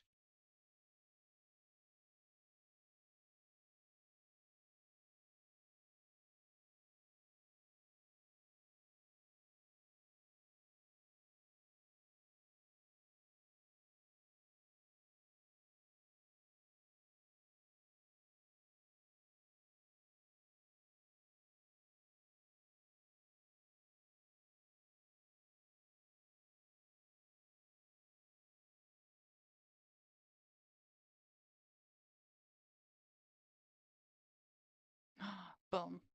We have got to the point. Oh my god, my head like itches. Ow. Okay, we're gonna watch Visual Adventures because Visual Adventure is actually a good creator. I don't even know how I'm not subscribed. I literally watch them consistently. See, guys, if you watch them consistently, why not subscribe? Where literally anybody can build a fully working app without knowing Ads. how to code. This is based. The content in the video is informational purposes only. Blah, blah, blah, blah, blah. Okay. I want to record this because this one is going to be content as well. Okay, hi guys. So today we are watching laws that, oh my god, English, flaws that exist because of one terrible incident. Visual Adventure. Yeah, let's watch this. Let's watch this. Zach's law means that trolling anybody deliberately with the intention of causing them seizures is now a criminal offence. The crime was so shocking, a law was created in Rachel Hoffman's name. Innocent people were poisoned to death for no reason. Some laws were created in moments of panic. Something went wrong and people scrambled to make a law to prevent it from ever happening again. Today we're doing a deep dive into laws that only exist because of one incident. We'll start with the lighter stories and save the worst for last. My goal is still the same, guys, to increase the number of videos I put out without sacrificing quality. To do that, we gotta keep growing. So it would mean the world if you subscribe, and I promise to do my very best that I can for you. I'm Visual Adventure and you are awesome. Rachel's Law. Rachel's Law exists because a young woman trusted the police, and that trust cost her her life. The law is named after a 23-year-old Rachel can't trust Hoffman. nobody nowadays, not even the Rachel police. graduated from Florida State University. She was young and full of dreams. She wanted to attend culinary school and become a chef. Her mother later described her like this. She was beautiful, she was talented, she loved music. But Rachel had a secret. She occasionally used substances. Rachel was a pothead, and Rachel sold marijuana to her friends out of her home. That same year she graduated, Rachel's neighbors smelled pot coming from her apartment. They called the police. Officers arrived and searched her home. Inside, they found pot. And we found roughly a quarter pound of marijuana. It was present during a search warrant, for sure. If you were to hold that, how much would that be? Baggy.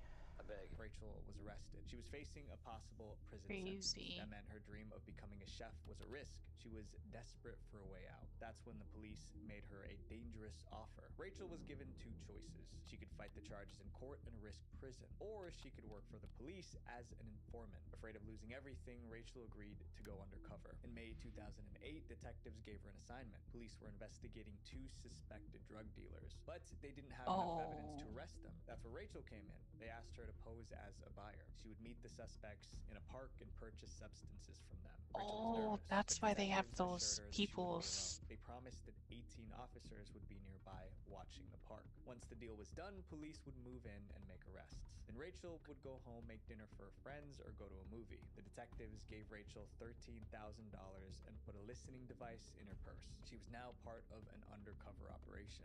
That's crazy. Rachel Hoffman ended up on the front lines of the biggest drug bust in the history of Tallahassee's police department. On the day of the meeting, Rachel met the suspects at the park, but they had a different plan. The suspects told her to follow them to a new location. Police tried to warn Rachel not to go, but technical issues prevented her from actually receiving that message. She got into her car and drove off. Police tried to follow, but they lost sight of her. That was the last time she was seen alive. Rachel and the two suspects arrived at the new location, but they never planned to sell her anything. Their real goal was to steal her money. Then one of them noticed the listening device. The situation turned deadly. They realized Rachel was working with the police. Before she could escape, the suspects ended her. 2 days later, police...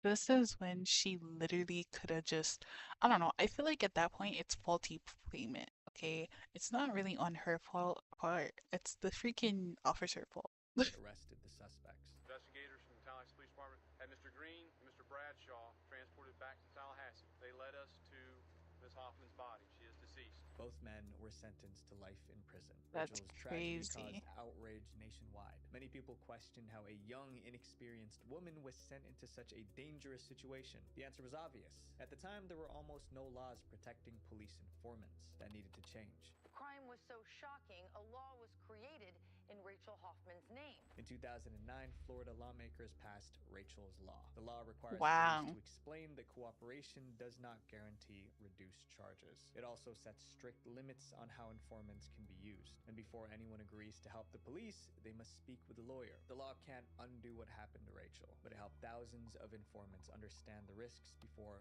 saying yes. This next law was created because of ordinary people taking Tylenol. The Tylenol That's bill. crazy. In September 19... Okay, 1 second guys, I'll be right back. I'm gonna put the BRB screen for you guys.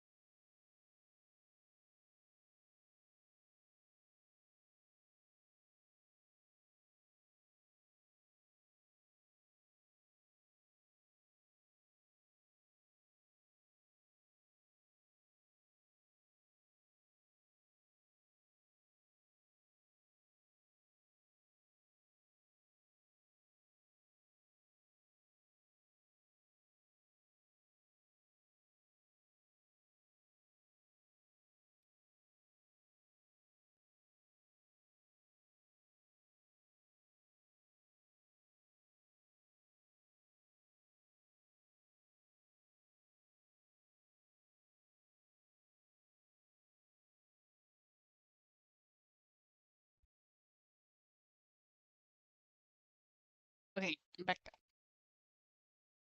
1982, Chicago went into panic mode. And I 7 gave some people passed yogurt. away after taking ordinary pain medication, but this wasn't bad luck or a mistake. Someone did it on purpose. By the time the truth came out, officials realized a new law was the only way to stop this from happening. Okay, what's In the the law? early 1980s, Tylenol was the most popular pain reliever in America, but it had a dangerous flaw no one noticed. At the time, Tylenol bottles had no safety seals. There was no foil and no plastic wrap around the bottle. That meant anyone could open a bottle, swap out the pills, and close it again, and no one would ever know. For years, that risk went unnoticed, until one day in September 1982. That morning, a girl named Mary woke up with a sore throat.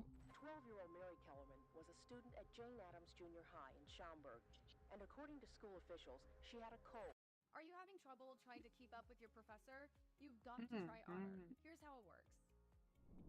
The stupid ads. I can't even press it. To help There we her go. feel better, her parents gave her a Tylenol capsule. A few hours later, Mary collapsed. She didn't survive. At first, no one knew why she passed away. It felt so random, but it was not an isolated case. Later that day in Chicago, Adam Janus developed a headache. He took Tylenol. Moments later, he passed away too. Then things became even worse. When Adam's family heard the news, they gathered at his home to grieve. His brother Stanley was there, along with Stanley's wife, Teresa. These laws only exist because of some rich person. Since they were I at feel like Adam's house, they found his bottle of Tylenol. His brother and sister-in-law were so upset by his death that they went back to the house and took some Tylenol from the same bottle. A few hours later, Stanley and Teresa were rushed to the hospital. They both passed away, too. Over the next few days, That's 3 crazy. more people across Chicago took Tylenol. They all passed away almost immediately. In total, 7 people passed away within a 3-day period, all under mysterious circumstances. Police launched an investigation. They quickly noticed one thing all the cases had in common. Every victim took Tylenol right before they passed. Local news picked up the story.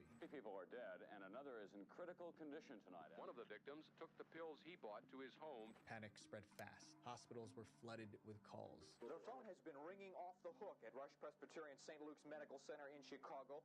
It's the regional poison control center for the entire Chicago area. They probably Anyone who put took like Tylenol rat feared they poison might in it or something. Luckily, investigators were able to recover the victims' bottles. They tested the capsules. The results were clear. Every capsule in those bottles contained potassium cyanide. It's a poison. Consuming a small amount can be fatal, but those pills contained nearly 3 times the amount needed to end someone. The police immediately warned the public. Police cruised up and down residential streets, warning all the citizens about the Tylenol danger. Police struggled to find a pattern. The contaminated pills came from different factories and were sold in different pharmacies around That's the freaking Chicago crazy. area. After investigating, the police reached a conclusion. Someone likely opened random Tylenol bottles in local stores. When no one was looking, they removed the real capsules and replaced them with the poisoned ones, then put the bottles back on the shelves. And it was easy because the bottles didn't have safety seals. We don't know the extent of the contamination, so I think at this time it would be wise not to take extra strength Tylenol at all. Police alerted Exactly. Johnson & Johnson, the company behind Tylenol. The company pulled every bottle from shelves nationwide. In total, 31 million bottles were recalled, but the real problem remained. In general, medicine bottles were still easy to open, and whoever was responsible could strike again. So manufacturers made a major change. They redesigned the Tylenol bottles with 3 layers of protection. First, a foil seal over the opening. Second, a tightly sealed cap. Third, a plastic wrap around the bottle's neck. If any seal was broken, consumers would know immediately. This became known as tamper-proof packaging. Other companies followed suit. Soon, every medicine bottle in America had safety seals. But packaging wasn't the only issue. At the time, product tampering was only a state crime. There was no strong federal punishment. That needed to change. In 1983, Even Congress yogurt passed packagings what have became known these. as the Tylenol bill. The law made product tampering a federal crime. Anyone caught could face anywhere from 10 years in prison to life behind bars. The government hoped this would discourage people. It should be from life, repeating not that crime, freaking but 10 it didn't. years. 3 years later, in 1986, a woman named Stella Nickel wanted to end her husband, so she added deadly pills to his medicine bottle. Her husband passed away, but the police later discovered what she did. Stella Nickel became the first person ever convicted under the new law. She was sentenced to 90 years in prison for product tampering. So every time you see a safety seal on medicine, remember this law. It protects millions of people from getting hurt. This next story is about a tragedy that went down in history. The Station nightclub fire.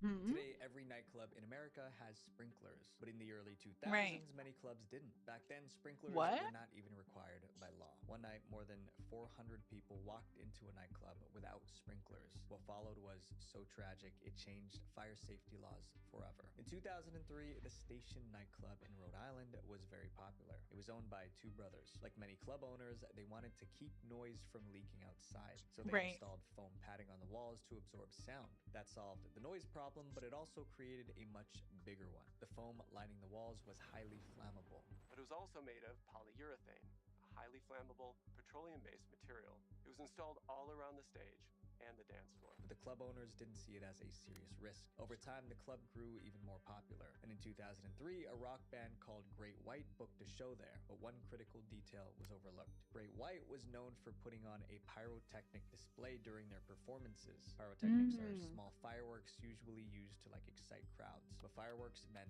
sparks. Using pyrotechnics inside a I've been to concerts that does that. Extremely dangerous. Pretty cool. The show, the band's My tour opinion. manager set up the fireworks. They were placed directly behind the stage. By 11 p.m., the band was performing. About 462 people were inside the club. That alone was a serious problem because the legal capacity was only 404. As the band played, the tour manager lit the fireworks. Sparks shot into the air. The crowd cheered. They had no idea what had just started. The sparks instantly ignited the foam on the wall behind the stage. Flames spread within seconds. At first, some people thought it was part of the show. Then smoke began filling the room. That's when panic set in. Everyone rushed toward the front door. The building actually had 4 exits, but most people didn't know that. They got into the club through the front door, so they all tried to leave the same way. Many never made it out. Booking.com has all That's kinds crazy. of space because some want See, this is why staying in the back is the best. others. I usually try to stay in the back because people usually smoke in the middle or in the front. Or they try to push up front, and it just feels like a life or death situation. Had no sprinkler system. Sprinklers would have put out the fire, or at least contained it long enough to give everyone time to exit safely. Authorities made sure it could never happen again. In the months that followed, new fire safety laws were created. First, nightclubs were required to install sprinklers. Flammable materials had to be removed from walls and ceilings. Emergency exits had to be clearly marked and well lit. Limits were placed on how many people could be inside at one time. Fireworks were banned in indoor venues unless strict safety rules were followed. Every one of these rules came from that tragedy. That night, 462 people went out to enjoy live music, but more than 100 never came home. Up next is the story of a woman who made a fatal mistake. Rowan's Law. Rowan's Law requires young people to get medical attention when they're not feeling well. At first, that sounds strange. Why would anyone need a law for that? The reason traces back to the disturbing case of 17-year-old Rowan Stringer. In 2013, Rowan Stringer... Oh my god. You're telling my parents could have... You know what? Never mind. ...was a high school student... I've been sick multiple times. I literally even developed an allergy towards chicken. Like, actually. And in that time, my parents did not take me to the freaking hospital. I had to literally, sit there with the itchy throat, lightheaded. I had drunk a whole bunch of water thinking it'll feel better, and I didn't. I was like, I'm literally having an allergic reaction. And it's like, well, at the time, how did you know if you were allergic? Recently, I accidentally, ate a pizza that had, chicken on it, and I ended up, really freaking feeling the same way. And I was like, at first I didn't know, right? Because I was like, oh, it's pineapple or ham or whatever, right? And then my throat started to become itchy, and I was like, that's crazy. And then it wasn't swollen up. I could have swollen up really bad and died. But in both scenarios, in the second scenario, I was an adult and I figured it out. Obviously, took care of it. Boom, done. But the second one, but the first one, sorry. The first one, do not recommend neglecting your kid if they said, because, common sense, if your kid is sick and they say, I think I'm having an allergic reaction, you don't sit there and go, well, I don't feel like taking you, or well, yada yada yada. No. Don't do that. I'm allergic. Don't, what? I'm having a reaction. Obviously, common sense says take the kid to the hospital or take the kid to whatever, and not, oh, we'll just sit down and do nothing. Both parents in the picture, by the way. Anyways. In Ontario, Canada. She was also the captain of her school's rugby team. Rowan's friends and family knew how much she loved the sport. She really enjoyed it. She really, I want a hot dog. Talking about how many tackles she had and Every time I see Rowan a gave food truck, I everything want on like the a field, and that nice little corn intensity dog, would hot later dog. become part of the danger. Rugby is a physical sport. Players Yeah. constantly collide into each other and hit the ground. Those impacts can Yeah. cause serious injuries. One of the most dangerous is a concussion, which is a brain injury. Many players didn't understand how serious concussions were. In the spring of 2013, Rowan's team played several games within a week. During the first match, Rowan I took feel like this 2 should be hard illegal. hits to the head. She felt dizzy afterward, but she didn't tell her coaches. She stayed in the game. Later that night, Rowan was still feeling off. She told her friends she thought she might have a concussion, but she never saw a doctor. Instead, she focused on getting ready for the next game. It was a decision she would not recover from. At the next match, things became much worse. Rowan was tackled repeatedly. Each time, she hit the ground hard. After one fall, she tried to stand. She couldn't. Coaches called for help. The game stopped immediately. Rowan was rushed to the hospital, but doctors realized this wasn't a typical concussion. They diagnosed Rowan with second impact syndrome. This happens when a second concussion occurs before the first one is healed, and that could be fatal. Doctors tried everything to save her. They couldn't. Rowan's family was devastated, but the tragedy revealed a much larger problem. Most young athletes didn't understand the risks and symptoms of concussions, and because of that, many injuries went unreported. Rowan's family refused to let her passing be meaningless.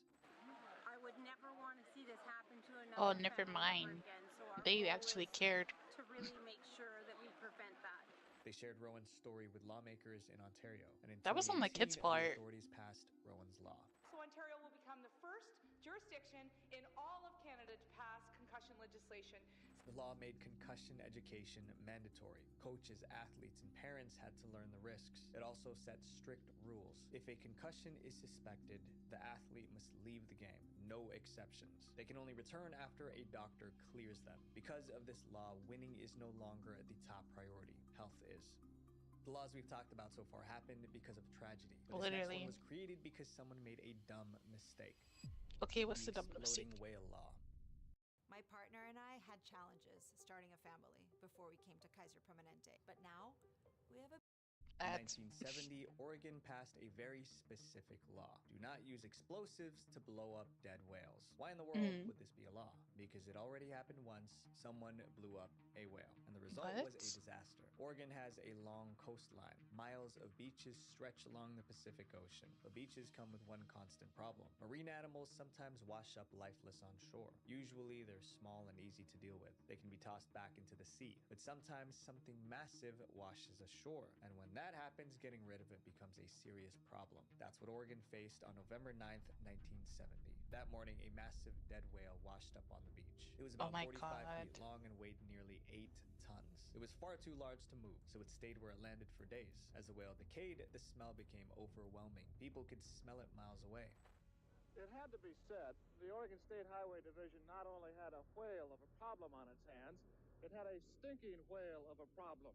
Local officials knew the whale had to go, but every option seemed impossible. Burying it would be too difficult. They would have to dig a massive hole on the beach. Towing it back out to sea wasn't realistic either, so Oregon authorities held a meeting to decide what to do. An engineer named George Thornton had an idea. It sounded like a good plan, but in reality, it was a terrible idea. George's plan was simple. Use dynamite to blow the whale into small pieces. Then birds would eat what was left and clean up the beach. George was an engineer and had experience using explosives on highway projects. Okay, that makes sense. At the time, it seemed smart. It's not really dumb. That assumption didn't hold up. On the day of the blast, hundreds of spectators gathered on the beach. Everyone stood what they believed was a safe distance away. A reporter showed up as well. George and his team brought half a ton of dynamites. That's roughly 1,000 pounds of explosives. They packed it around the whale's body. Then they pushed everyone back even further. The countdown began. Then the explosion. People cheered. For a moment, it looked like the problem was solved. It wasn't.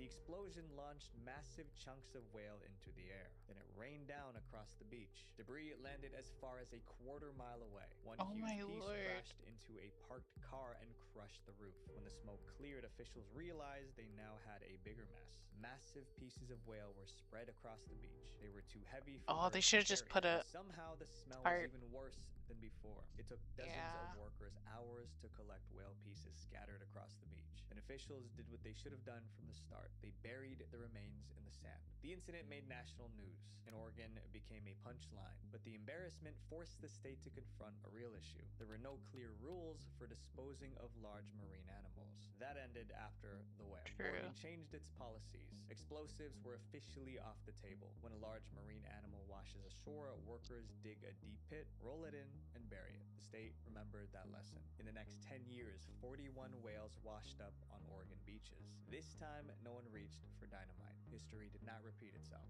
This next law was created because of absolutely horrible internet trolls. Zach's Law.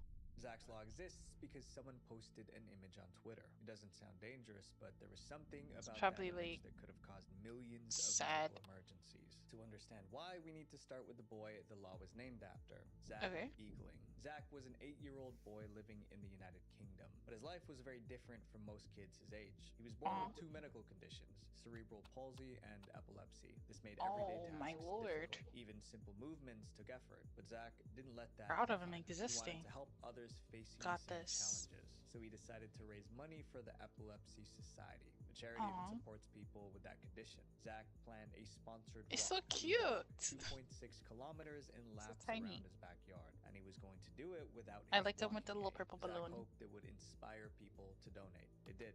Unfortunately, it also inspired evil people to act. The sponsored walk was scheduled for May 2020. Zach's mother this was filmed all him over as he slowly moved around the backyard. It was his longest distance he had ever walked on his own, and he succeeded. I'm proud of him. Zach's fundraising feat raised over £21,000. The video of Zach's walk was shared on the Epilepsy Society's social media. It got a proud ton of him. of views, messages. That's of very support for him. far. Then the internet showed its darkest It's like a side. freaking Internet mile. trolls posted flashing images and GIFs on the Epilepsy Society's Twitter Oh account. my god. They knew exactly what they were doing. Flashing images can trigger seizures in people with epilepsy. They tagged the posts with keywords that would be picked up by anyone who lived with the condition. Fortunately, Zach didn't have a medical emergency that day, but others weren't as lucky. Many reported seizures after seeing the posts. The Epilepsy Society reported the attack to the police, but officers said there was little they could do. There was no clear law against intentionally triggering medical emergencies online. That's when Zach's mother realized something had to change. Zach's family and the Epilepsy Society launched a campaign to protect people with the condition from online harm. They took their case to lawmakers in the UK, and in 2023, Zach's Law was passed in the UK. Zach's Law means that trolling anybody deliberately with the intention of causing them seizures is now a criminal offence. The law also places responsibility on social media platforms. They must remove dangerous flashing content before anyone gets hurt. If they don't, they can face heavy fines. Zach's walk was meant to raise money for charity. Instead, it changed the law. Now, people with epilepsy have stronger protection online. My work is easy because I use ClickUp. Here's how I keep track of all my tasks. Isn't it like illegal? It should have been. I'm pretty sure it was illegal in 2010, 2012, something like that. Like you had to make sure that you put the warning on there, and if you don't, you already get fined. But I don't know if that was like related. You drive me crazy. Aw, I'm so proud of them. They're so cute. This next chapter is the Love reason happy why we families. have Amber Alerts.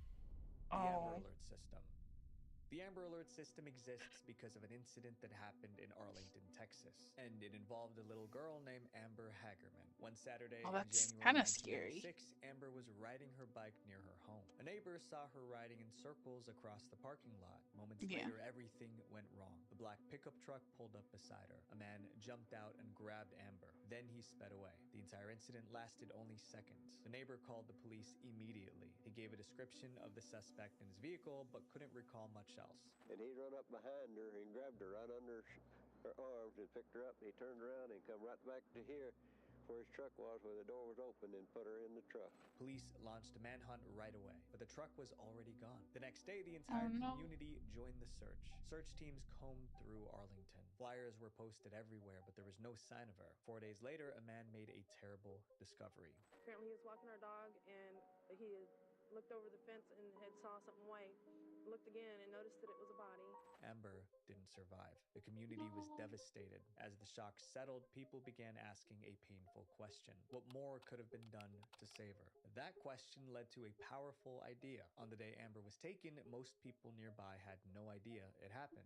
Life continued as normal. If people knew what to look for, someone might have spotted the truck. Someone might have called it in. Local TV and radio stations already had systems to warn people about severe weather. So why couldn't they use the same system to warn people about kidnapped children? The Texas woman shared this idea with law enforcement and local broadcasters. They quickly realized she Now was they should right. have one Police for and adults. broadcasters Okay, hear me out. collaborated to develop a public alert system. It might sound dumb, but they should have one for adults. Because what if, like, never mind. That sounds dumb. For missing children. They Never called mind. it the Amber Plan. Today we're unveiling Because the what Amber if Plan. the Amber person's stands moving for out and then America's Missing never mind. Yeah, that was Broadcast a dumb Emergency idea. Response. It was also named in honor of Amber Hagerman. When an alert is activated, it interrupts television and radio broadcasts. It appears on highway signs. It even pops up on phones. The goal is to get the public involved as fast as possible. After launching in Texas, the system expanded nationwide. And since 1996, the Amber Alert system has helped recover more than 1,200 children. Sadly, the man who took Amber Hagerman has never been caught.